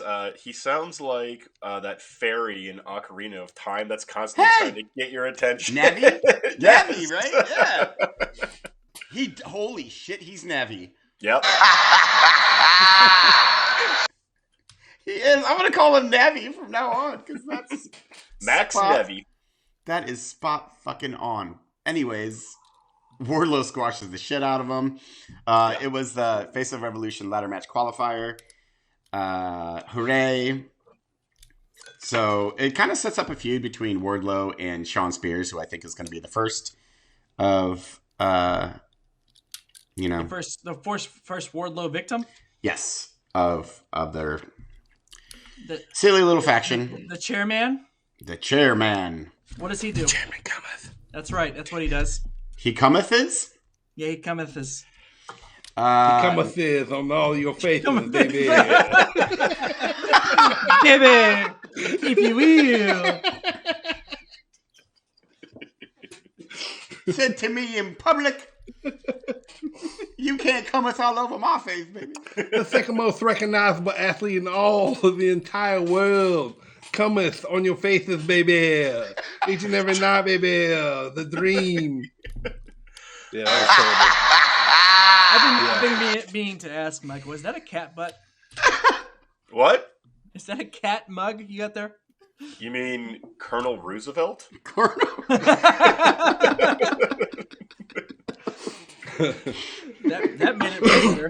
It looks like a cereal bowl, really, more than a coffee mug. I mean, you could probably eat cereal out of it. How big this one is. It's huge. No, that's a jit pie mug. I'm gonna smash that mug. Also, I only recognize one chairman of wrestling, and his name's La Parka. La Parka. So... Exactly. Thank you. That chairman doesn't cometh. No, especially not all over faces. He has a bodysuit on. Yeah, I know. He's just gonna make a mess in his own pants. Well, he pokes. Where are we? That's probably why he's wobbling his knees.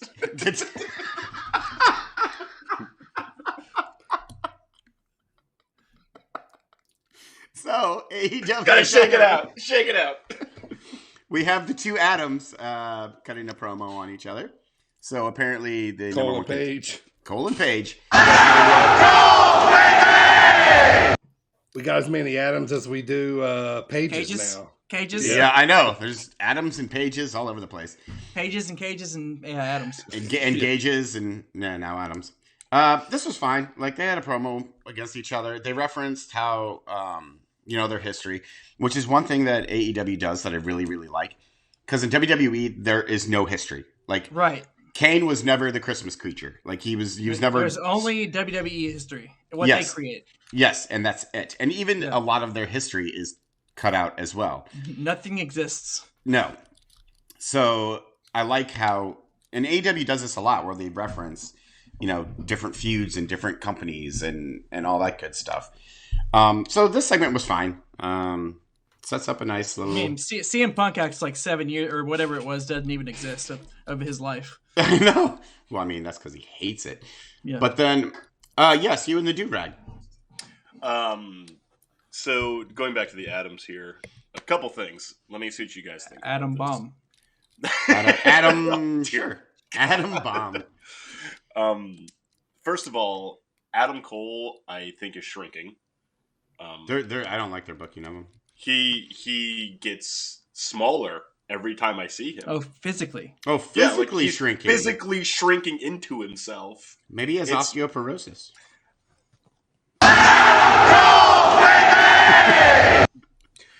The other thing I wanted to ask you guys about, based on this promo, do you think Adam Page is even ready to be in the spot he's in?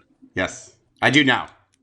When he first won the belt, I didn't think so, but after the Bryan Danielson feud, I thought so. I'm not talking in ring, I'm talking total package. You've got to be able to cut a dynamite promo. And this one, to me, just like, you look nervous, you look scared. I'm not feeling the confidence. That's kind of his thing. I mean, I don't think he's the best at it, but, That's the problem, though, is like, your thing can't be, I'm unsure of myself and be the champion. Look at, like, Charlotte Flair, right? That's a champion. Look at Brock Lesnar. That's a champion. Look at Roman Reigns. Champion. Adam Page. Oh, well, gee, I guess I'm just happy to be here. Well, Get the fuck out of my face. Like, that's like 1, 2, 3 kid bullshit level promos. I'll do my best. Yeah. I'm going to give it my best shot. Yeah, I mean, I'll put that trophy away. But... Yes, you and the Nike shirt again, $10. Look at Primo, champion. No, I knew champion. I knew I should have called on you. Shouldn't have done it. No. Okay, so all I'm saying is that I like his in-ring work. I really do. And he's got potential. You can see it. It's just he's not there yet. Right. And so because of that, I would not have put that belt on him yet, knowing that his promos aren't like main event level yet. Moxley has it. Omega has it. Even Cody has it. It's just like, I think he's too premature to be in that spot so far. I think. Nope, can't come up with any funny jokes, so I'm just moving on.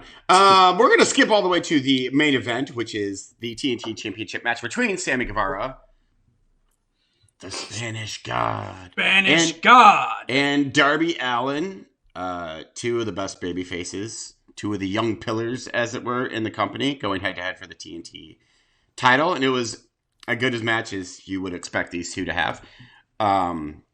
The Spanish fly that Sammy Guevara hit off the top rope was probably the prettiest one I've ever seen. But he hurt himself, and then it was a great match, back and forth, until Andrade El Idolo came in and hit Allen in the nuts with the rope. That sounded weird. But it caused Guevara to get the win. And I like that Andrade is now in some sort of title picture, especially considering I love the TNT title. Like, I love it being defended. I just think it's an awesome title. It's what the IC belt used to be and what should be, but is not anymore. So, Andrade El Idolo is going to be vying for the TNT title. Thank God he's doing something, and that is Dynamite. We're going to quickly go to Rampage, unless you guys have anything that you want to add. Spanish Fly was great. I'm done dumping on things that make no sense to me. For now, yeah. So Rampage was quick and easy, not a lot of storyline. Preston Vance versus Adam Cole, which, I mean, Michael, when you said that he was shrinking, I thought you meant like in the business because he lost to Orange Cassidy, which he shouldn't have done. I didn't understand it. Like both ways. Like his star has fallen big time. Then he had to cheat to get the win against Preston Vance. And don't get me wrong, I like Preston Vance. I think he's awesome. But Adam Cole should have gotten a clean win. Up next, Powerhouse Hobbs versus Dante Martin. Dante Martin is amazing. He is going to be a superstar someday. But he lost, which is fine. Doesn't hurt him. And then we have Serena Deeb with her new professor gimmick with the rookie challenges where she just squashes rookies. It does nothing for me. I don't know if you guys like it, but I'm just like, what? Yeah, I don't care. I'm like, man, whatever. Yeah, don't care. And then we are already at the main event, which is Trent Beretta versus Jay White. I like Rampage because it's almost like a pure wrestling show. Yeah. Reminds me of Sunday Night Heat since we kind of been watching them. They do a lot in an hour. Yeah, they do. They do a lot. There's not a lot of filler. Yeah, White and Trent was an awesome main event. It was amazing. It was a fantastic they worked match. each other a ton in Japan, so I knew it was going to be good. Yes, they really have a lot of chemistry in the ring, and it really showed. Orange Cassidy was there, sure, why not? But of course, Jay White got the win with the Blade Runner, which they both looked awesome. So it didn't hurt either of them. I mean, it didn't hurt Trent Beretta to get the loss. Jay White looked awesome. I love seeing Jay White in AEW. I think it's so cool. Me too, man. Me too. He's creeping up into my favorite wrestler right now, with Kevin Owens kind of being lawful in the main card. Yeah, so that's all I got, by the way. So you got all right. Anybody else got anything here before we roll on to Impact? Michael, you in the back? I got something. You with the do-rag. Let me get you guys' take on this. No. Yes. I've been keeping track of AEW's ratings, right? Mm-hmm. And it did like a 400,000 something, I think, on Wednesday. Mm-hmm. Here's my question for you guys. What are they doing to get new viewers besides hot-shotting debuts? Compelling storylines, good in-ring work. Being an alternative to WWE. They're a little more risky. For me, I think they're shooting more on the adults. It's adult wrestling. It's not kid wrestling. Yeah, it's a hard PG-13, not quite R. I mean, I agree with they're trying these things, but it's not reflecting in the numbers, and it hasn't been in a long time. Well, I mean, so if anything, they're losing viewers. Like, people are getting turned off by what they're doing. I mean, it's still considered an alternative. Like, obviously, WWE is never going to go anywhere ever because they're WWE, and I mean, they're going to be number one for. Yeah, I mean, you might get a AEW ratings victory here and there, especially in key demographics, which they pretty consistently win in the key demographics. But yeah, they're always going to be an alternative to WWE. So I mean, that's kind of what I wanted to get to here. Besides the hot shotting of new debuts, they're still positioning themselves like you have to know what WWE is to know that we're an alternative to it. So they're still tying themselves to WWE in that regard, especially when they bring in a bunch of ex-WWE guys. Which, Dirty, I know you've talked about how it's starting to creep that way. It's not liking it. But I guess the thing that I'm trying to figure out here is, in terms of separating yourself from WWE, what is their identity other than we're not WWE? Awesome matches based on wrestling acumen instead of who the owner has a giant boner for. Yeah, more wrestler creativity. Kind of letting them more do what they want, or their own gimmicks. But more wrestling. I think they're still creating it because how far are we into this yet? You know what I mean? Like three years and 1.5 of those years. I mean, they're kind of still creating it in a way because I think the ratings will go up and down because I think people are going to tune in. The diehards are going to watch it, but there are people going to tune in to see what it is. And then some are going to stay. Most are going to leave probably. There's only so much, wrestling market out there. But I think once AEW gets overseas and over in all those markets more, it's going to shoot them, way more ratings, and getting their brand out there. I think when the video game comes out too, it's going to do it because I know I'm going to buy it. Like I've never bought in a WWE game. Primo, you got anything on this before we move on, man?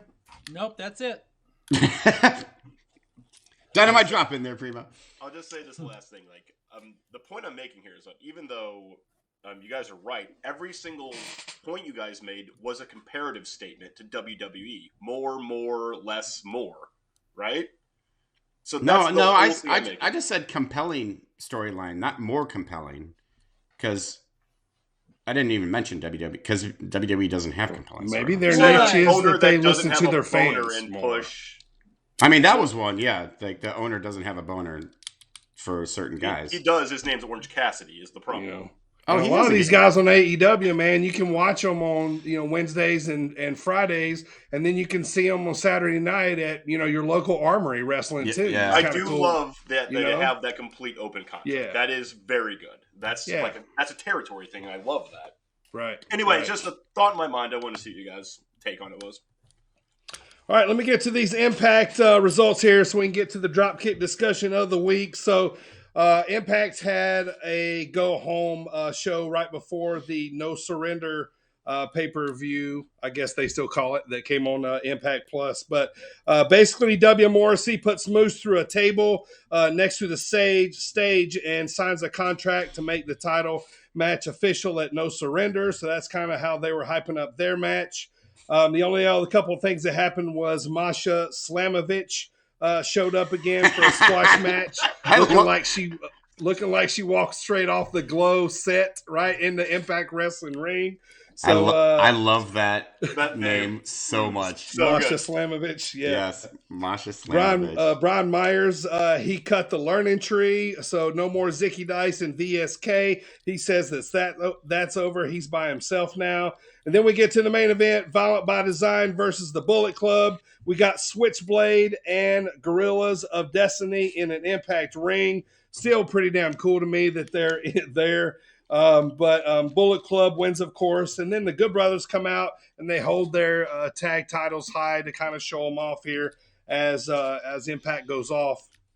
So that was the show in a nutshell. So this past Saturday night was No Surrender. It was on Impact Plus. Like I said, their streaming service. I believe the show was in New Orleans. But to start it off, finally, Jake, what's my name? Something!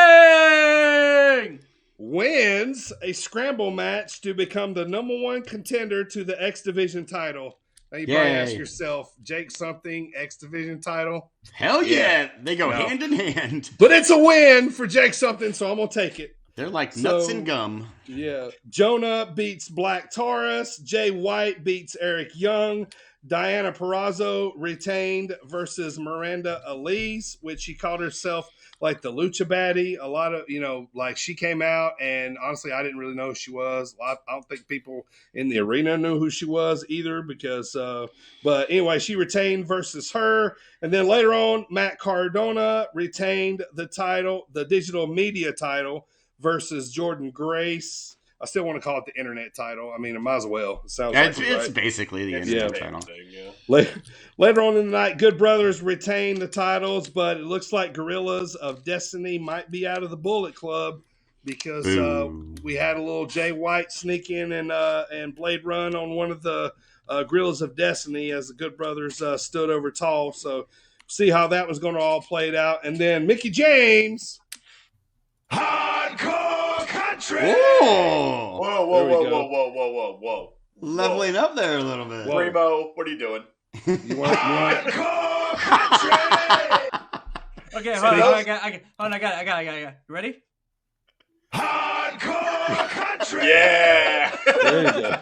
I was hoping you were going to sample yourself doing it and then just play it. All right, so I thought she was going to lose the belt, but she retained the title versus Tasha Steelz. And then in the main event, Moose retained the title against Morrissey. So that's how that all went down for the weekend. So I thought, Mickey might lose the title there, but she ended up hanging on to it. So nice swerve there, Primo. Good job there. All right. That's going to do it for the recap. Let's get to the dropkick discussion of the week.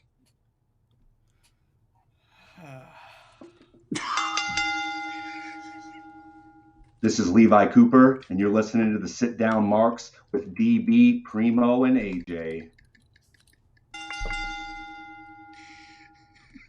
All right, here we go. So this is the final Sunday night heat of the month of February.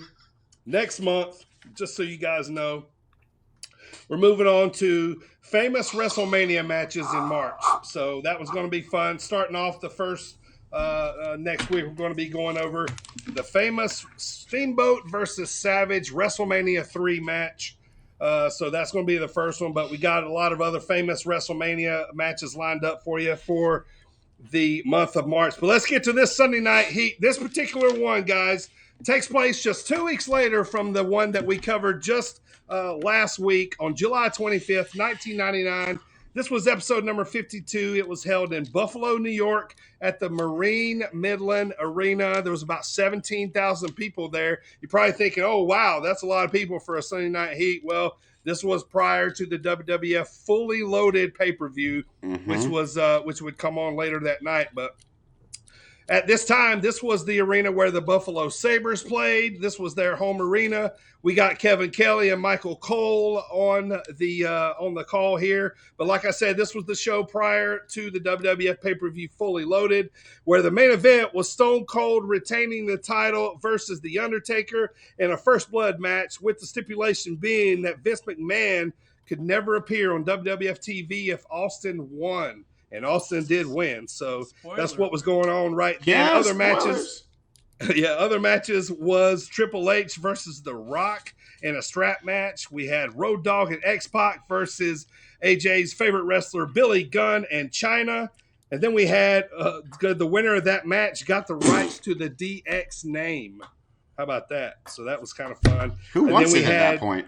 On that card as well, we had Edge versus Double J, Jeff Jarrett for the IC title. So let's see what happened before all of this went down on the Sunday night heat. Once again, boys, the intro song always makes me feel nostalgic hearing this. You know, and we got an opening promo video of the fully loaded video that's coming up of Austin and McMahon feud that they're having. You know, and this all coming to an end tonight. Somebody's if Austin lost, I think he had to go away from the WWE or something like that. But then, so one of them had to go, and then we get the Heat opener video here, the nostalgic music for that. So, coming right up here to the first match, would you guys see anything that jumped out at you? Still a lot of signs. Yeah, for sure. And I put, it was July 25th, 1999. Happy birthday, Mom. And they brought. Nice. I said they should bring back Heat or something, a similar show like Heat before pay-per-views instead of the dumb pre-show that happens now. I absolutely agree with that. They are in talks of bringing back Saturday Night Main Event. So I don't know if you saw that news, but that's been floated around for a little bit now. Cool. Yep. Wait, isn't Main Event already a thing? No, they took it off because it was like the B show, Job Squad stuff. But now they're talking about bringing it back to actual Saturday Night Main Event, like Velocity. Yeah. Oh, cool. So, and then my only other opening note was nice bangs, Michael Cole. They were amazing. Like the butt cut bangs. Yeah, it was. That's at least he wasn't like blonde tie-dyed tipped or blonde dyed tips like every single other person. Tie-dyed tips. Yeah, Yes. and I always like the WWF button downs. Those are nice. Oh God. Yep.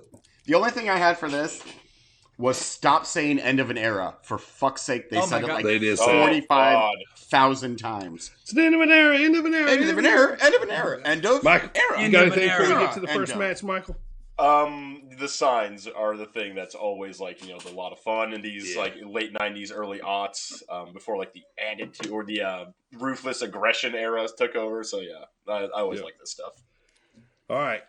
I want everybody to participate here. First match, Val Venus comes out, grabs the mic and says, "Hello, ladies." Man, y'all are awesome.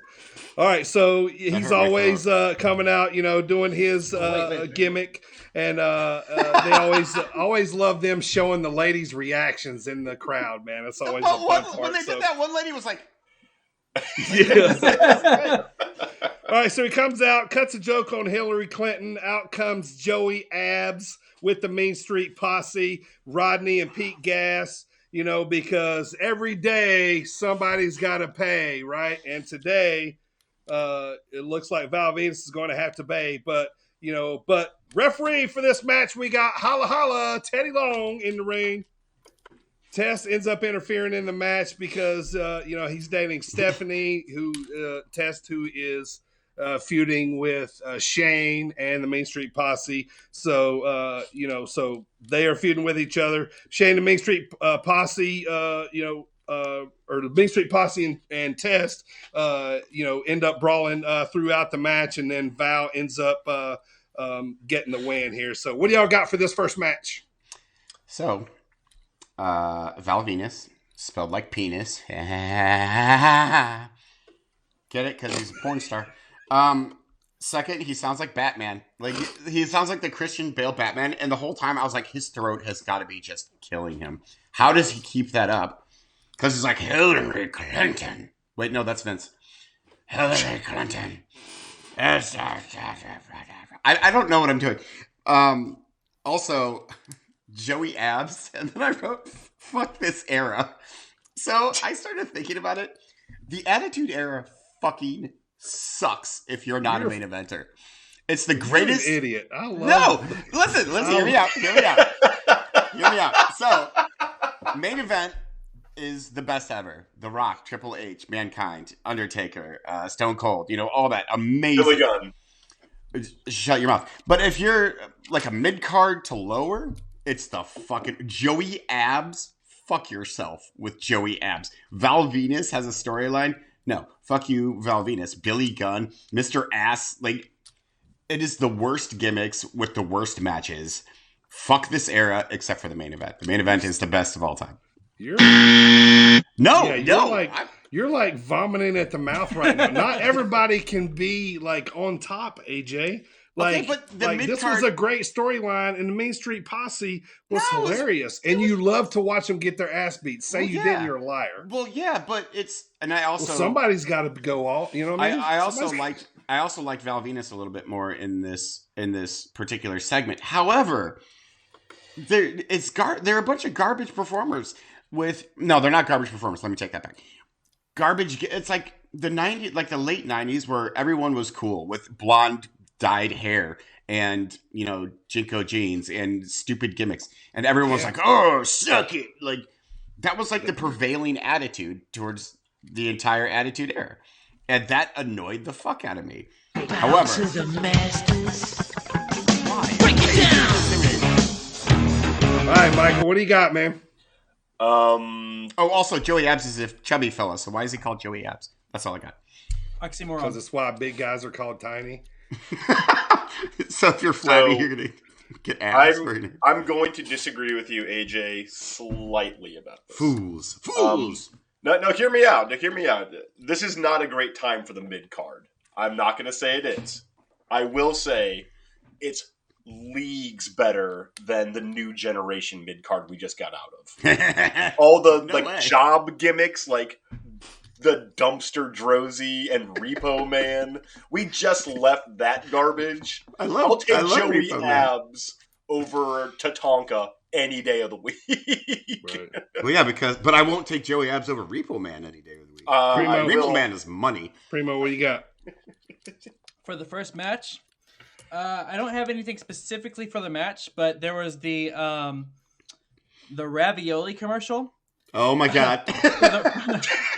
for the Rock did a ravioli. Yeah, that's after this. That's after this. Yeah. Okay, we'll talk about that then.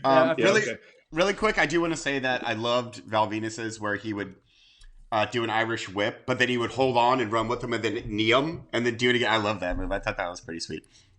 Yeah, so right after this, we get a Rock Chef Boyardee commercial and a David Arquette Slam of the Week. 1-800-CALL AT&T showing Kane turning on The Undertaker. Road Dogg and X-Pac cut a promo on Billy Gunn and China, and then Flip Flop, China, and Billy Gunn cut a promo.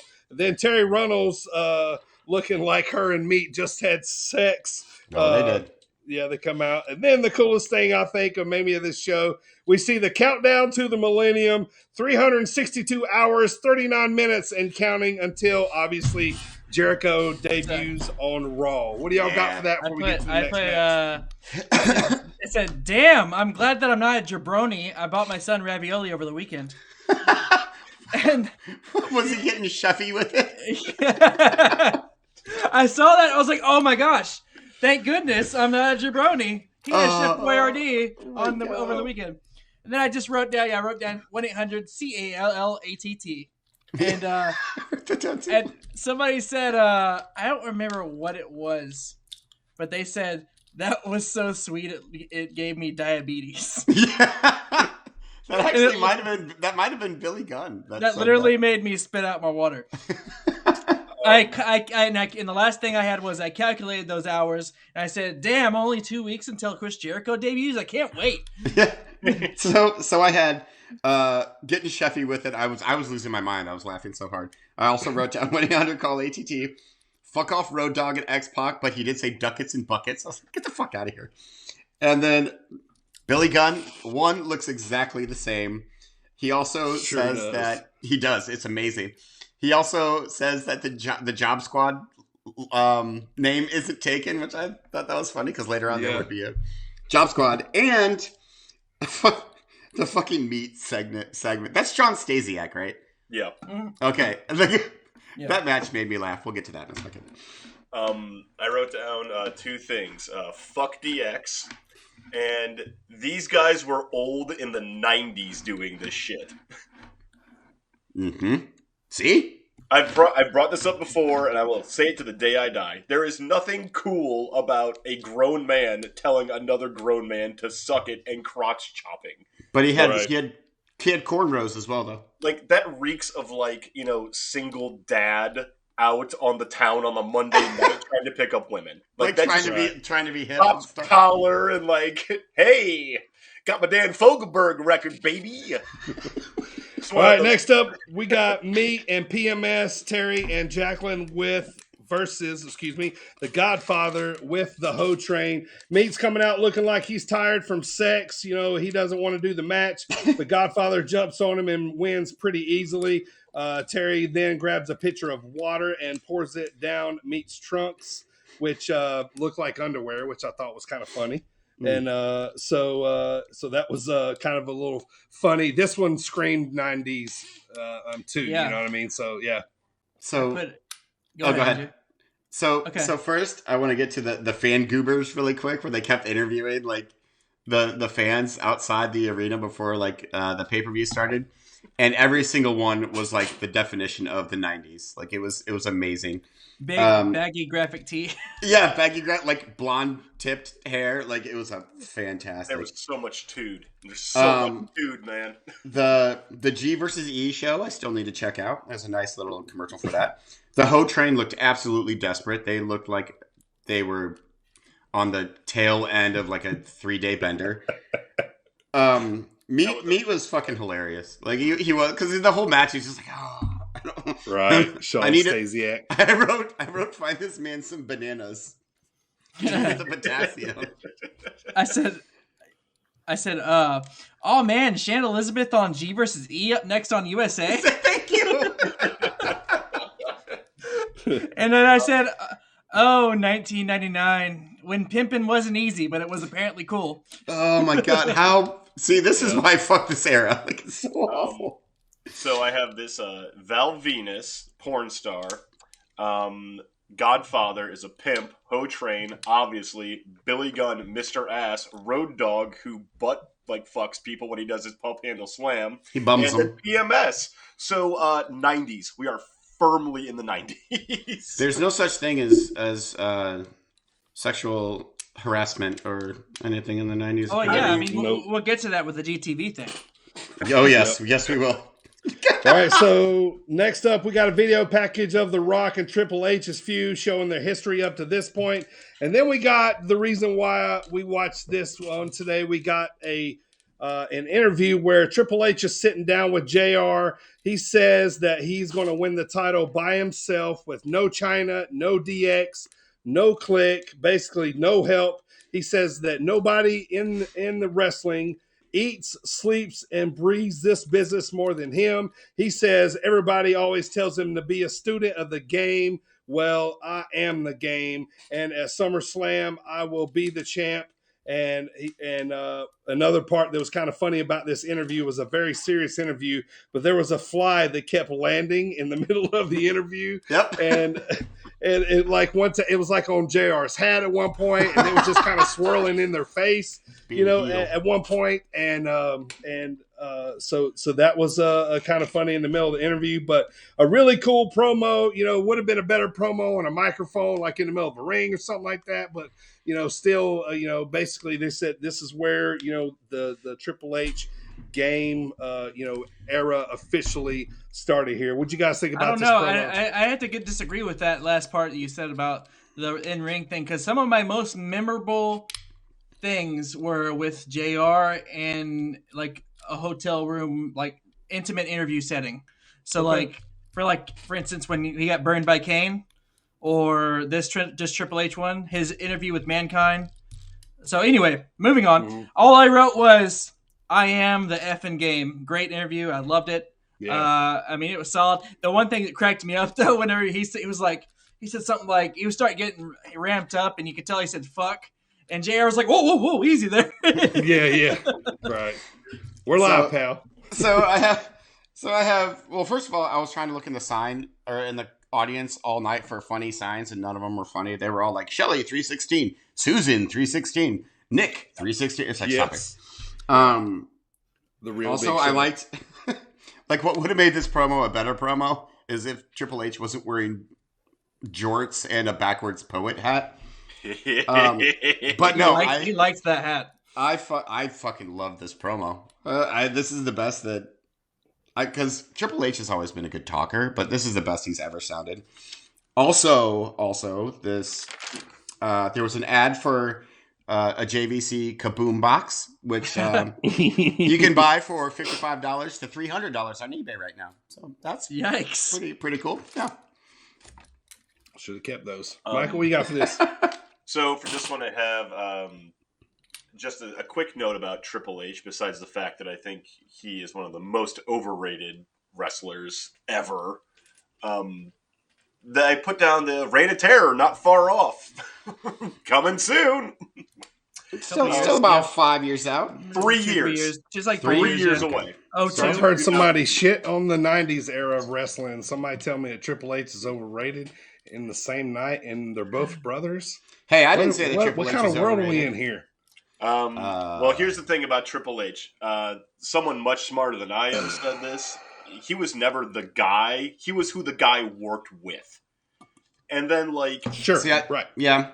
But I think that's what made him the guy. It's not. Yeah, because his WrestleMania record is like 1-50 or whatever. Yeah, he's not good.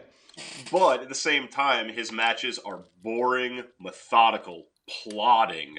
They take forever. He's going to work over a body part in the slowest way possible, and then he's just going to hit you with a sledgehammer anyway. So who cares? That sounds like Ric Flair, in the exception of the sledgehammer.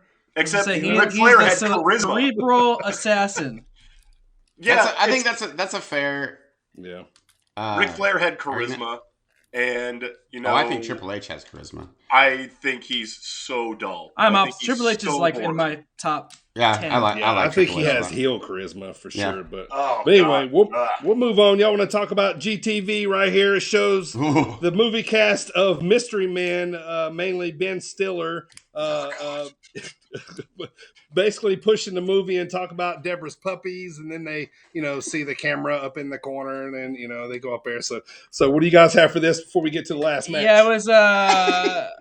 So all I said was it did not age well. It was, and overall, it wasn't a good look for Ben Stiller and Kel Mitchell and all them. And also, I wrote Mystery Men was a dud. For those that didn't know, it's bad. It was a $65 million budget and only made $30 million. Oof. Was that the one that had the waffler? Yes. Yes. But it had Smash Mouth doing the theme song. So. Smash Mouth did every theme song for every movie in the 90s. It was a Janine Garofalo masterpiece. How dare you? So first, I like Ben Stiller though. By the way, I do like him. I don't mind him. But Mystery Men was a dud. So I have first they had more Smelly Mark interviews outside, and then Ben Stiller talks about puppies. That's all I had. Also, I don't like Janine Garofalo. I don't know if you've ever watched any of her stand up. Have you guys ever seen any of her stand up before? Yeah. Oh yeah. I don't. It's very much MTV generation. Like that's what she's trying to be Daria in all of her stand ups. She says emotional bereavement in every single one of her stand ups. And yes, I've watched every single one of her stand ups because why not? She's the Triple H of stand up.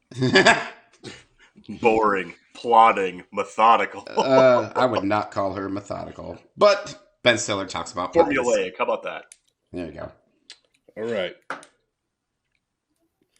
So last match here of the night. Actually, there was only about 3 matches on this show, but we got Christian of the Brood versus Viscera of the Corporate Ministry. Viscera is basically smashing him until Gangrel comes out, sprays the red mist in Viscera's eyes, and Christian rolls him up for the win. So it's Brood versus kind of a little bit of the Corporate Ministry right there. So anyway, to close up the night, we got Stone Cold on the screen, getting ready for the pay-per-view. We got Michael Cole and Kevin Kelly really pumping out the pay-per-view. Then the last few minutes of Heat was previewing the fully loaded pay-per-view that was coming up. The main event feud of Taker and Austin, and somebody has to go between Austin and McMahon, like we talked about earlier. Later that night, McMahon would have to leave when Austin would beat Taker. But the last minute of the show shows Taker attacking Austin. They're in a first blood match, and Austin is already bleeding before the pay-per-view even comes on. So you remember they always did this stuff that, if you were on the fence about ordering that pay-per-view, now you're going to buy it. If you had your finger on the button, man, you saw him brawling and it cuts off. You got to spend that $50. Man, they got me again. Yeah. Yeah, I would have spent that $50. You're like, shit, what? He's bleeding? I wrote down I like how the whole show we've been following around Stone Cold as he does completely normal things. At one point, he was making coffee and catering. They did the thing for the mail-in with the pay-per-view. If you mail this thing in that you watched it, you could get the WWF mouse pad. I said, man, I gotta get me that mouse pad. Yeah, right. And then I said, that last video package got me so amped. I think I'm gonna watch Fully Loaded at some point, which I did immediately afterwards. And then you too. I said, oh no! Austin's busted open already? How will we ever overcome this obstacle? Right. Tune in to Fully Loaded. We gotta go. So I had Christian versus Viscera. I expect 2 minutes. It went like 2:40. It made me laugh when Christian rolled up Viscera because he's such a big guy. Like him, like just rolling up from one arm, like was funny to me. I don't remember Steve Austin's Snakes for Arms shirt. But you can buy it for $80 on eBay. I like how you look these up. I did. I guess. So the part about the contract signing video package, McMahon signs it in Stone Cold's blood. I was like, that's so fucking amazing. That is the coolest thing ever. I was wondering about that. I was like, because you could tell it was red. I was like, was it a red pen? Yeah, it was a red pen, but they said, I mean, he went over and like dipped it in Stone Cold's blood, and yeah. So that was awesome. And then after in the backstage area when Taker attacks, I completely forgot. Didn't mean to do this, but I put Taker attacks the McMahon. Look on, because it's the McMahons. It's a proper name. You don't pluralize it. So I put the McMahon, and then I the McMahon. The McMahon. Look on. All I have here is a question for you guys. Which do you prefer? Name 316 signs, or those signs that are just someone's giant head? Oh, easily. Which one do you prefer? The I like 316 signs. Yeah. What about those giant ones that are like, They're less abrasive and less. You can ignore them easier. Whereas someone's big doofy head, like. My favorite sign of all time is "This is Flair Country," no matter what state they're in. Like anybody that has that sign is always my favorite. And the woo when there's like 20 the woo. O's. Yeah, that's cool. I also like the "It's my birthday" signs, or like "Hi Mom, I'm on TV."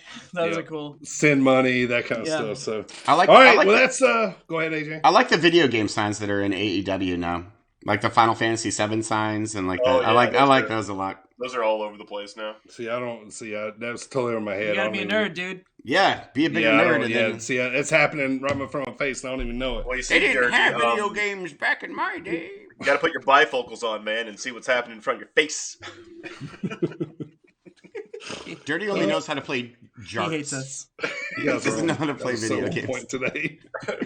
I gotta go pinch pennies. All right, so that was a Sunday Night Heat, boys, and that was the last one for the month, man. So that one's going to wrap it up, man. We'll probably come back to some more of these, at some point, But these were kind of cool, little interesting dive into the '90s of how hot wrestling was. Although AJ shits on it, and he's a fucking moron. But just half of it, just half of it.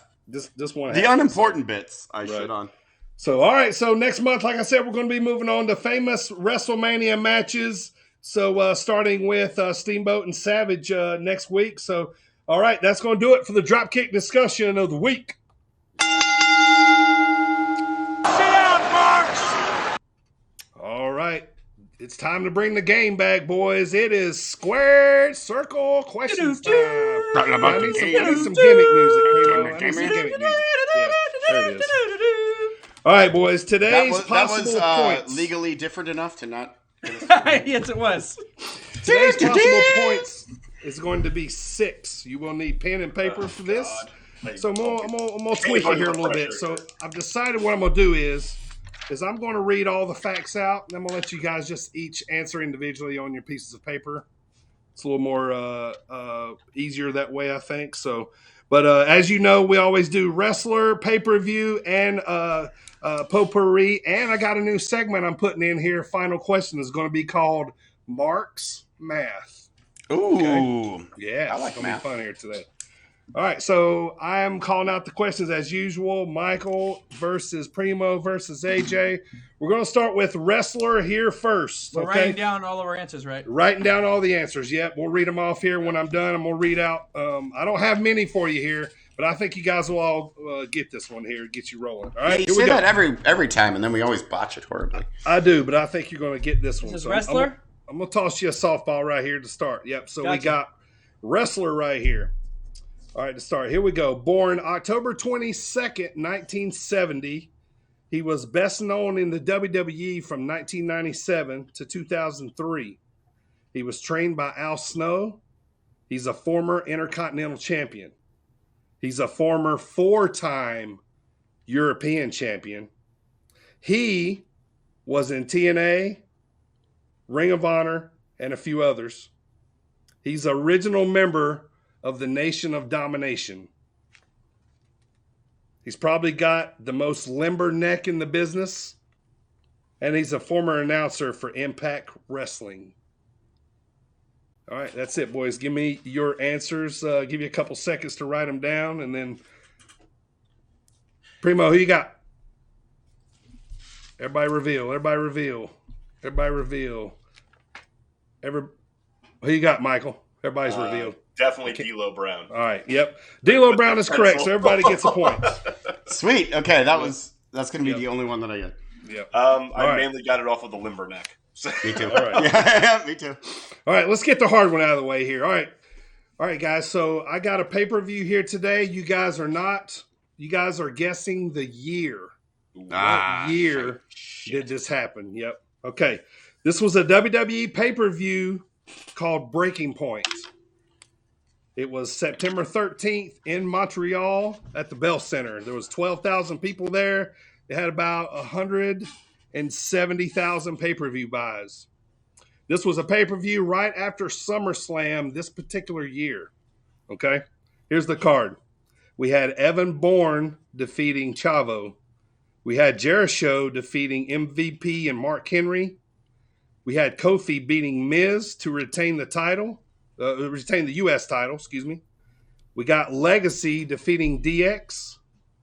Kane defeated the Great Khali in a Punjabi prison match. Just kidding. He didn't. God damn it. Christian defeated William Regal to retain the ECW title. Last two here. John Cena defeated Randy Orton in an I Quit match to win the WWE Championship. And then CM Punk defeated Taker to retain the World Heavyweight Championship. All right. Breaking Point was the name of the pay-per-view. Reveal your years. Primo says 2009. AJ says 2010.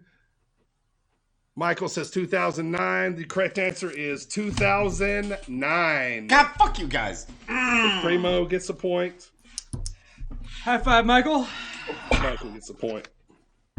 I didn't want a point on that one anyways. All right, here we go. We tried to give us a handicap there. All right, I got some potpourri questions here for you. All right, here we go, guys. Who was Evan Bourne a one-time tag team champion with? Oh, I got you there. I don't write his first name, but I got it. Who was Evan Bourne a one-time tag team champion with? Who was his partner? I'll give you a few seconds. Oh my God. This is just a wild shot in hell. So it's one of two people. All right, let's reveal here. AJ says a 3MB guy. Oh wait, not 3MB. Three Hurricane Kelly. What does that say? Hardcore Holly. 3 count guy. 3 count guy. Primo, who do you got? The answer is Kofi Kingston. Kofi Kingston is correct. Holy shit, you're 3 for 3. Primo is 3 for 3. It was either him or CM Punk because those are the only two people he teamed with during his run. Yeah. I kept thinking Matt Bourne. I was like, who was Doink champion with? Their tag team name was Air Boom. Air Boom. Oh, yeah, I remember Air Boom now. All right, next question. If you don't get it right, closest to it gets the point. What year was Ted DiBiase Jr. born? What year was Ted DiBiase Jr. born? Reveal here. AJ says 87. Michael says 83. Primo says 82. The correct answer is 82. Fuck right off. Damn. Yes, sir. Hey. Hello, Right. AJ. Why does he sound like So nice to see you today. All right, next WWE question. Here we go. Or excuse me, next potpourri question. Between the WWE and WCW, how many times did Chavo Guerrero win the Cruiserweight title? Between WWE and WCW, how many times did Chavo Guerrero Go ahead and spoil it for you now, AJ. I don't know this one. win the Cruiserweight title? There's a good guess around. All right, reveal. AJ says 8. Primo says 5. Michael says 3. The correct answer is 6. Nobody wins. I mean, I was closest. You were close. I didn't get close enough to that one, though. I know. All right, here we go. All right, final question. Primo's going to win today, so this one's going to be for fun. All right, we got a little Marks math here. All right, you guys ready? You have to use your brain here a little bit. You ready? Yes. All right.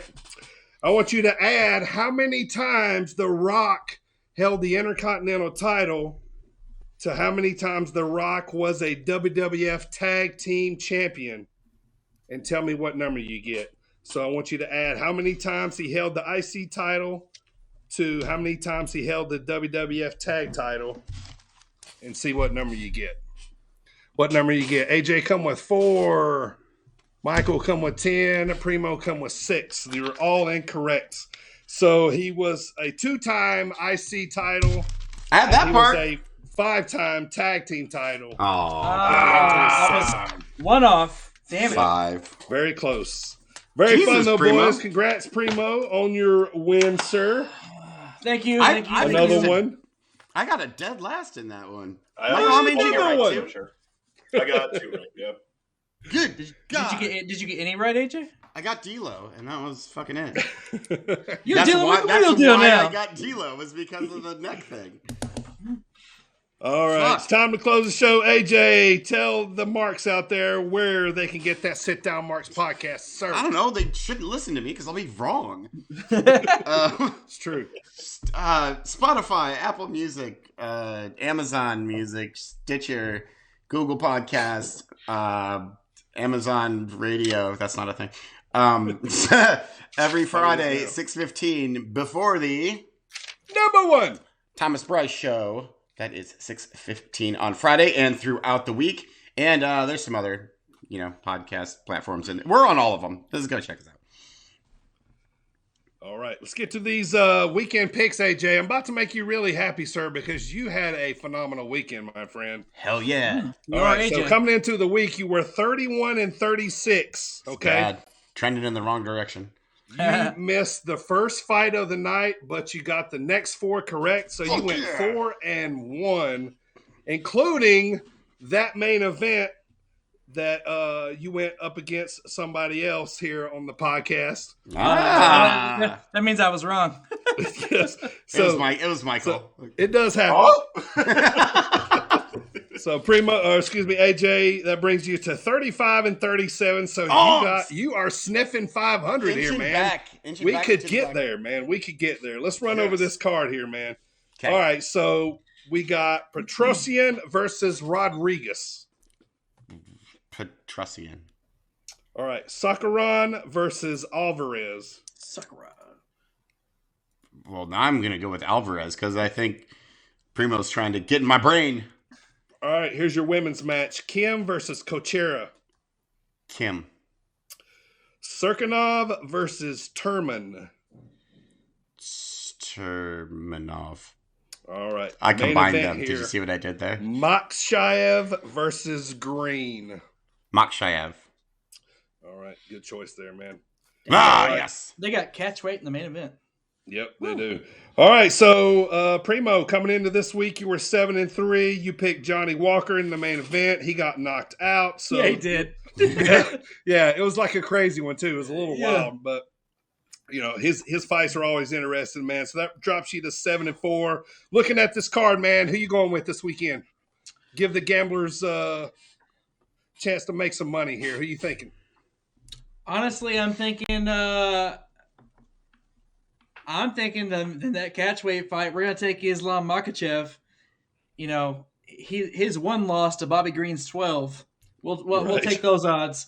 Also, good fight. Good fight. You want to look out for there is that lightweight fight between Arman Sarukian and versus Joel Alvarez. There, they have a very almost identical record, so that's a good one. Who did I take in that one? Alvarez. You took Alvarez. Yeah. Hell yeah. All right, so we'll tune in next week and see how they do. Primo, give us a preview of next week, dude. Well, come in close, Marks. Good old Primo.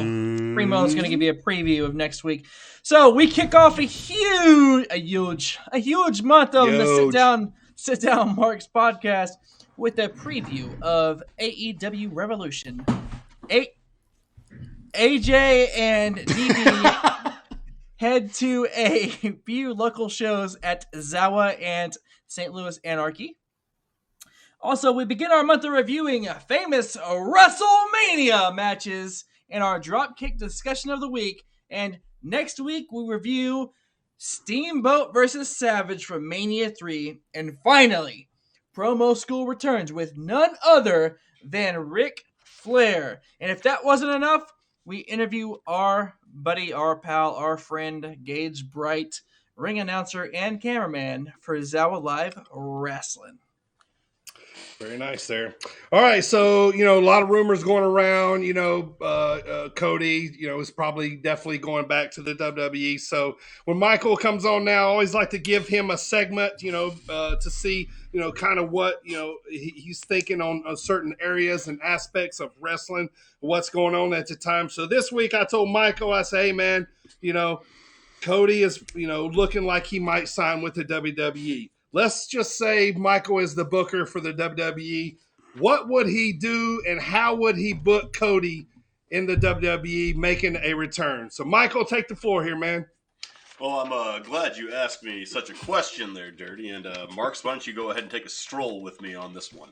No! So, this is going to be made with 3 assumptions before he debuts. Assumption 1, Reigns retains and unifies the belts. Assumption 2, Knoxville somehow gets the IC championship.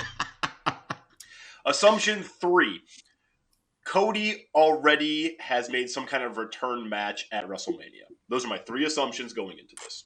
Okay, here's what we do. I don't want Cody face. I want him heel.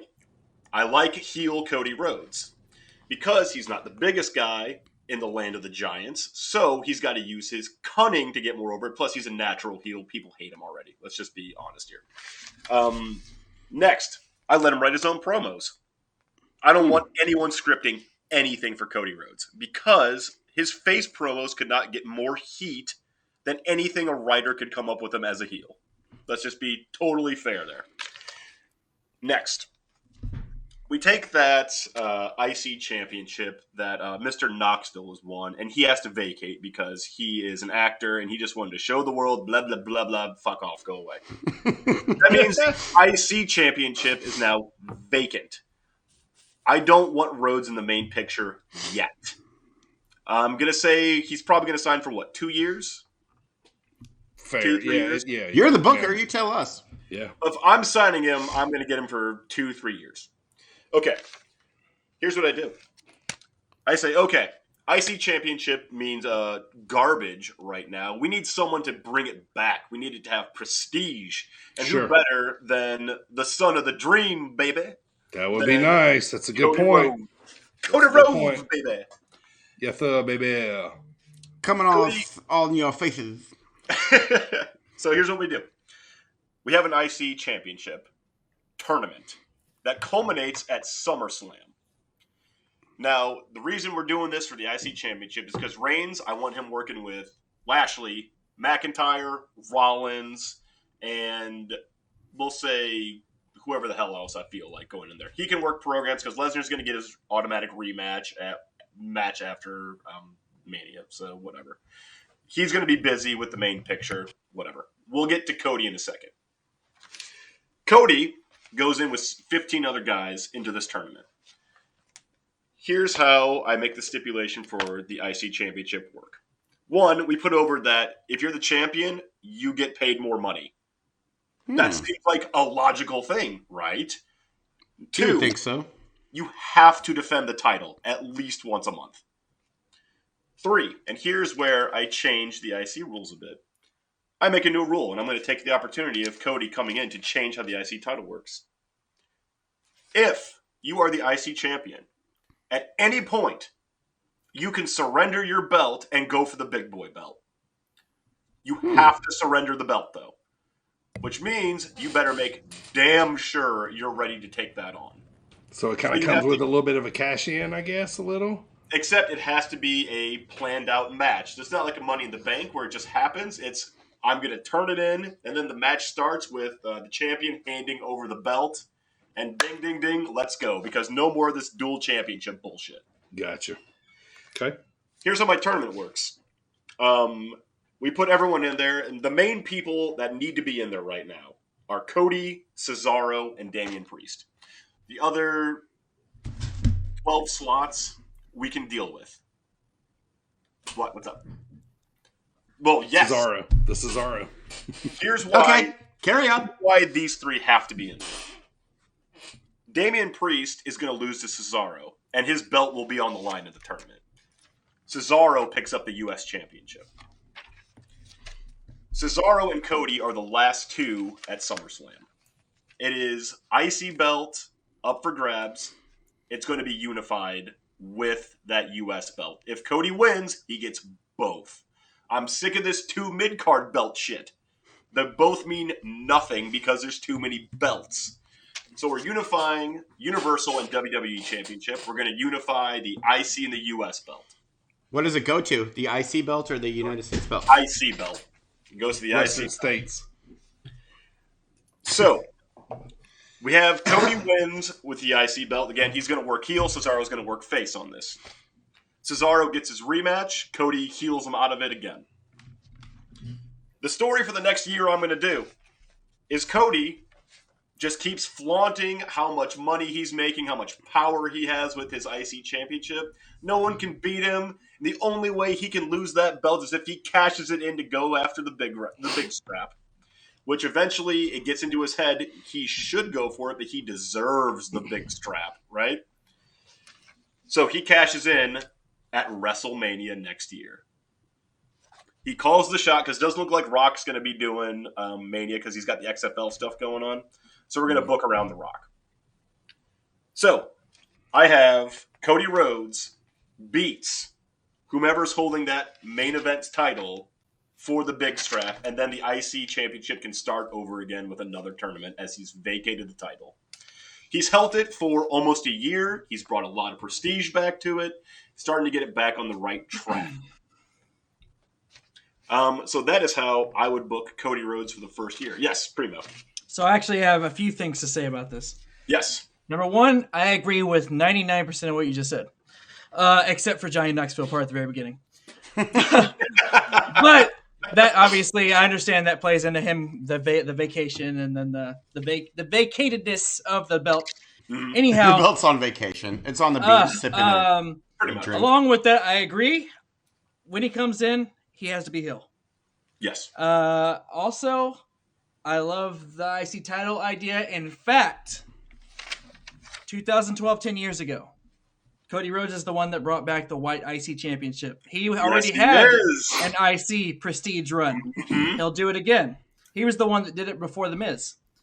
And my third point, to go to strengthen your whole thing here, 3 days ago, let's say this, okay, four days ago, WWE.com put a video back up of moments after capturing the IC title, Cody Rhodes. And then 3 days ago, they put up, WWE did, Cody Rhodes Intercontinental Championship title triumphs. Mm-hmm. Dropping little hints. Dropping little hints. So I'm glad you bring this up, Primo, because I assume that our marky marks here listening, they know the history of Mr. Rhodes, the son of the dream, baby. Right. When he gets that belt, he brings back the white belt. He's just like, I brought this back for a reason. He gets it out of like the case at his house. He's like, no, we're going to use this one. Thank you. He's like, while I was gone, that other IC belt doesn't exist. Exactly. So that is what I do with Cody Rhodes for the first year up to Mania. Very nice. He goes to the main event, and he just remains heel, and he has a lengthy run with the main strap, except I have him when he drops the belt. He's going to drop it, and he's going to put over one of the young up-and-comers, preferably Chad Gable is who takes the belt off of him. I would love that. Chad Gable's awesome. That gives you a year to build up Gable as a main event threat. You know, he's just an incredible athlete, and his style would mesh so well with Cody Rhodes. Don't boo education. It's gross. That is how I look Cody Rhodes in 2 years. Don't boo education, Ohio. You need it. All right, AJ, remind everybody what we got going on next month, man. Special guests every single, well, I almost said day, but we're only on like 5 days a week. 5 days a week? 5 days a month. Whew. In a 5 week month. So we have guests every single week. It's going to be amazing. We're still finalizing a couple of them, but they are going to be big, awesome surprises. So make sure you still tune in. But we're going to start the month with one Mr. Gage Bright, as Primo mentioned earlier. He is awesome. Come listen to us, talk to him, because why wouldn't you want to? He's awesome. Do it, you fucks. Yeah, Gage is the ring announcer / video cameraman. He's a voice for some sports out there. He for Bradley University. So it's going to be fun to talk to him, and we're going to be seeing him at the next show for Zawa Live there. But I wanted to basically just say thanks again to Zawa Live and everybody out at Prophetstown, Illinois. Last Saturday, they treated me and my wife very nicely there. We had a great time. It was a great show. Hartenbauer retained the title. Connor Hopkins and Matt Cage had a fantastic main event, man. I had a really good time out there, and it was really nice to talk to a lot of the people there in Prophetstown. So I just want to thank everybody there, and looking forward to the next show in Sterling. It's called The Great Gig in the Sky, Saturday, March the 5th. So we'll be talking about that with Gage and everything with that show coming up next week. Me and AJ got a big weekend coming up. Next weekend, we got St. Louis Anarchy Motivation on Friday night. And then Saturday night, we're headed to Sterling for the big show up there. So it's going to be a big, fun weekend, man. Looking forward to it. And it's going to be a big time out there. So, Michael, I hear you need the floor here before the end of the podcast, sir. What you got there? I've got 2 things for you, Mr. Bird. I love surprises. Mr. Bird. One is that he's cousins with Larry. I used to do this, and I'm going to bring this back. I'm going to start doing power rankings for WWE, AEW, and Impact Wrestling. How this works is it's based off of win-loss records and with clear established rules, such as a clean win is a point. If you're in a tag team and you win, you each get 0.5, however, whatever. How this also plays in, it just ranks who is technically the best wrestler in each company at the moment based on wins and losses. Sure. It's Billy Gunn. Whenever I do this, you guys will be shocked who is at the top of these lists. It gets weird fast because you don't even think about it. So that will be all WWE, NXT, AEW Dark, which I'm going to... Do you guys think that should be a separate thing, or should that just be grouped in with AEW? Same. Grouped. Yeah, same. And then Impact as well. Wish I could do the Indies, but my good God, that would take forever. Sure. Yes, it would. Second thing, I asked a while ago about a certain piece of Sit Down Mark's merchandise. And oh, yes. It doesn't exist. Oh, what? Or does it? Does it? What? Look at that shit. How? Whoa. That is sick. Oh, that's you might cool. notice there's a blank space on my wall next to my Winner Is You picture. Winner Is You. Yeah. Not much longer, baby. It's going to look good. Backdrop on the. Oh, he's going to hang it right now. How awesome is it? For those of you listening, he just revealed a Sit Down Mark's jigsaw puzzle. I believe it was 1,000 pieces. Wow. Look at that fucking shit. Look how awesome that is. That is cool. That and is it's dope, Primo's AEW logo. Like you Yeah. made. Yeah. That's dope. Nice. It looks like it belongs there. How Nice. That is How cool. fucking Very cool is that? That's so Very cool. I bet that was That is difficult with all awesome. the black around Oh it. my God. Yes. Solid black puzzle pieces, man. Sorry, next time I'll design you a better graphic, okay? My whole More world colors. is black puzzle pieces for like a month. I'll design graphics with Michael in mind in case he wants to do jigsaw puzzle. I appreciate that. But yeah, That is I totally cool. ripped that off of one of the T-shirts, and it was like, "There's the one," and That's had so it made, awesome. and now it exists, and it hangs on the wall. That is there you go. awesome. Very nice. Very Oh, cool. Amazing. nice. That is cool. That It is is. cool. That is super cool. It I'm looks glad you good right enjoyed it. next to your pro wrestling. Oh yeah. A Winner Is You frame picture A there. winner too. is you. That is awesome. Well, boys, anything else to wrap it up here today? Nope. There is one thing. So it hasn't quite been a year yet, but this is our 52nd episode. Yes, it is. Yep. So technically 52. We're So- starting season 2 next episode? No, I think actually we'll hold off till season 2 until the actual anniversary. Yeah. Aha. Which is coming up. By the way, I'm glad you said that. We just booked our wrestler for our year episode, our year anniversary episode. It's going to be awesome. I can't wait to talk to this guy. He is a super big independent wrestler. If you know anything about independent wrestling, you know who this guy is. So that one's going to be fun. So yeah, it's crazy, man. March is coming up, and did quite a few of these podcasts now. I guess we're going to keep going. Yeah, might as well. Out of 52, there's only 2 that we weren't actually on the air. Right. Yeah. Yep. There was the only 2. Oh yeah, that's right. We got those were best of episodes. The summer break and the winter break. Michael, thanks for coming back and hanging out with us, brother. Always a pleasure. Michael. Oh, my pleasure. I'm glad I was able to come back and annoy you guys with my stupid questions and about things that make no sense to me. Yeah, Michael's going to be good questions, though.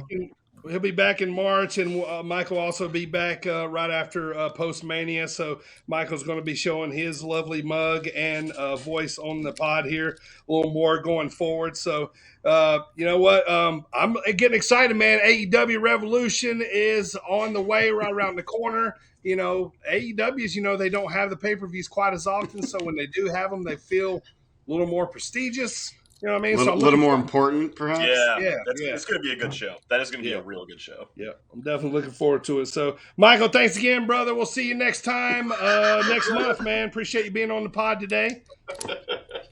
My co-host, as usual, Primo and AJ. Thank you, Adios. for your contributions here today. So, all right, next week, month of March, so we're going to get those WrestleMania matches rolling in a Dropkick discussion. So go watch that Savage and Mania match from WrestleMania 3. We've all seen it, but go and refresh your memory here because we're going to be talking about that next week. So AJ, take us home, brother. So like the guy on my T-shirt says. Well, he's not saying it on the T-shirt, but grab them cakes. Grab them cakes.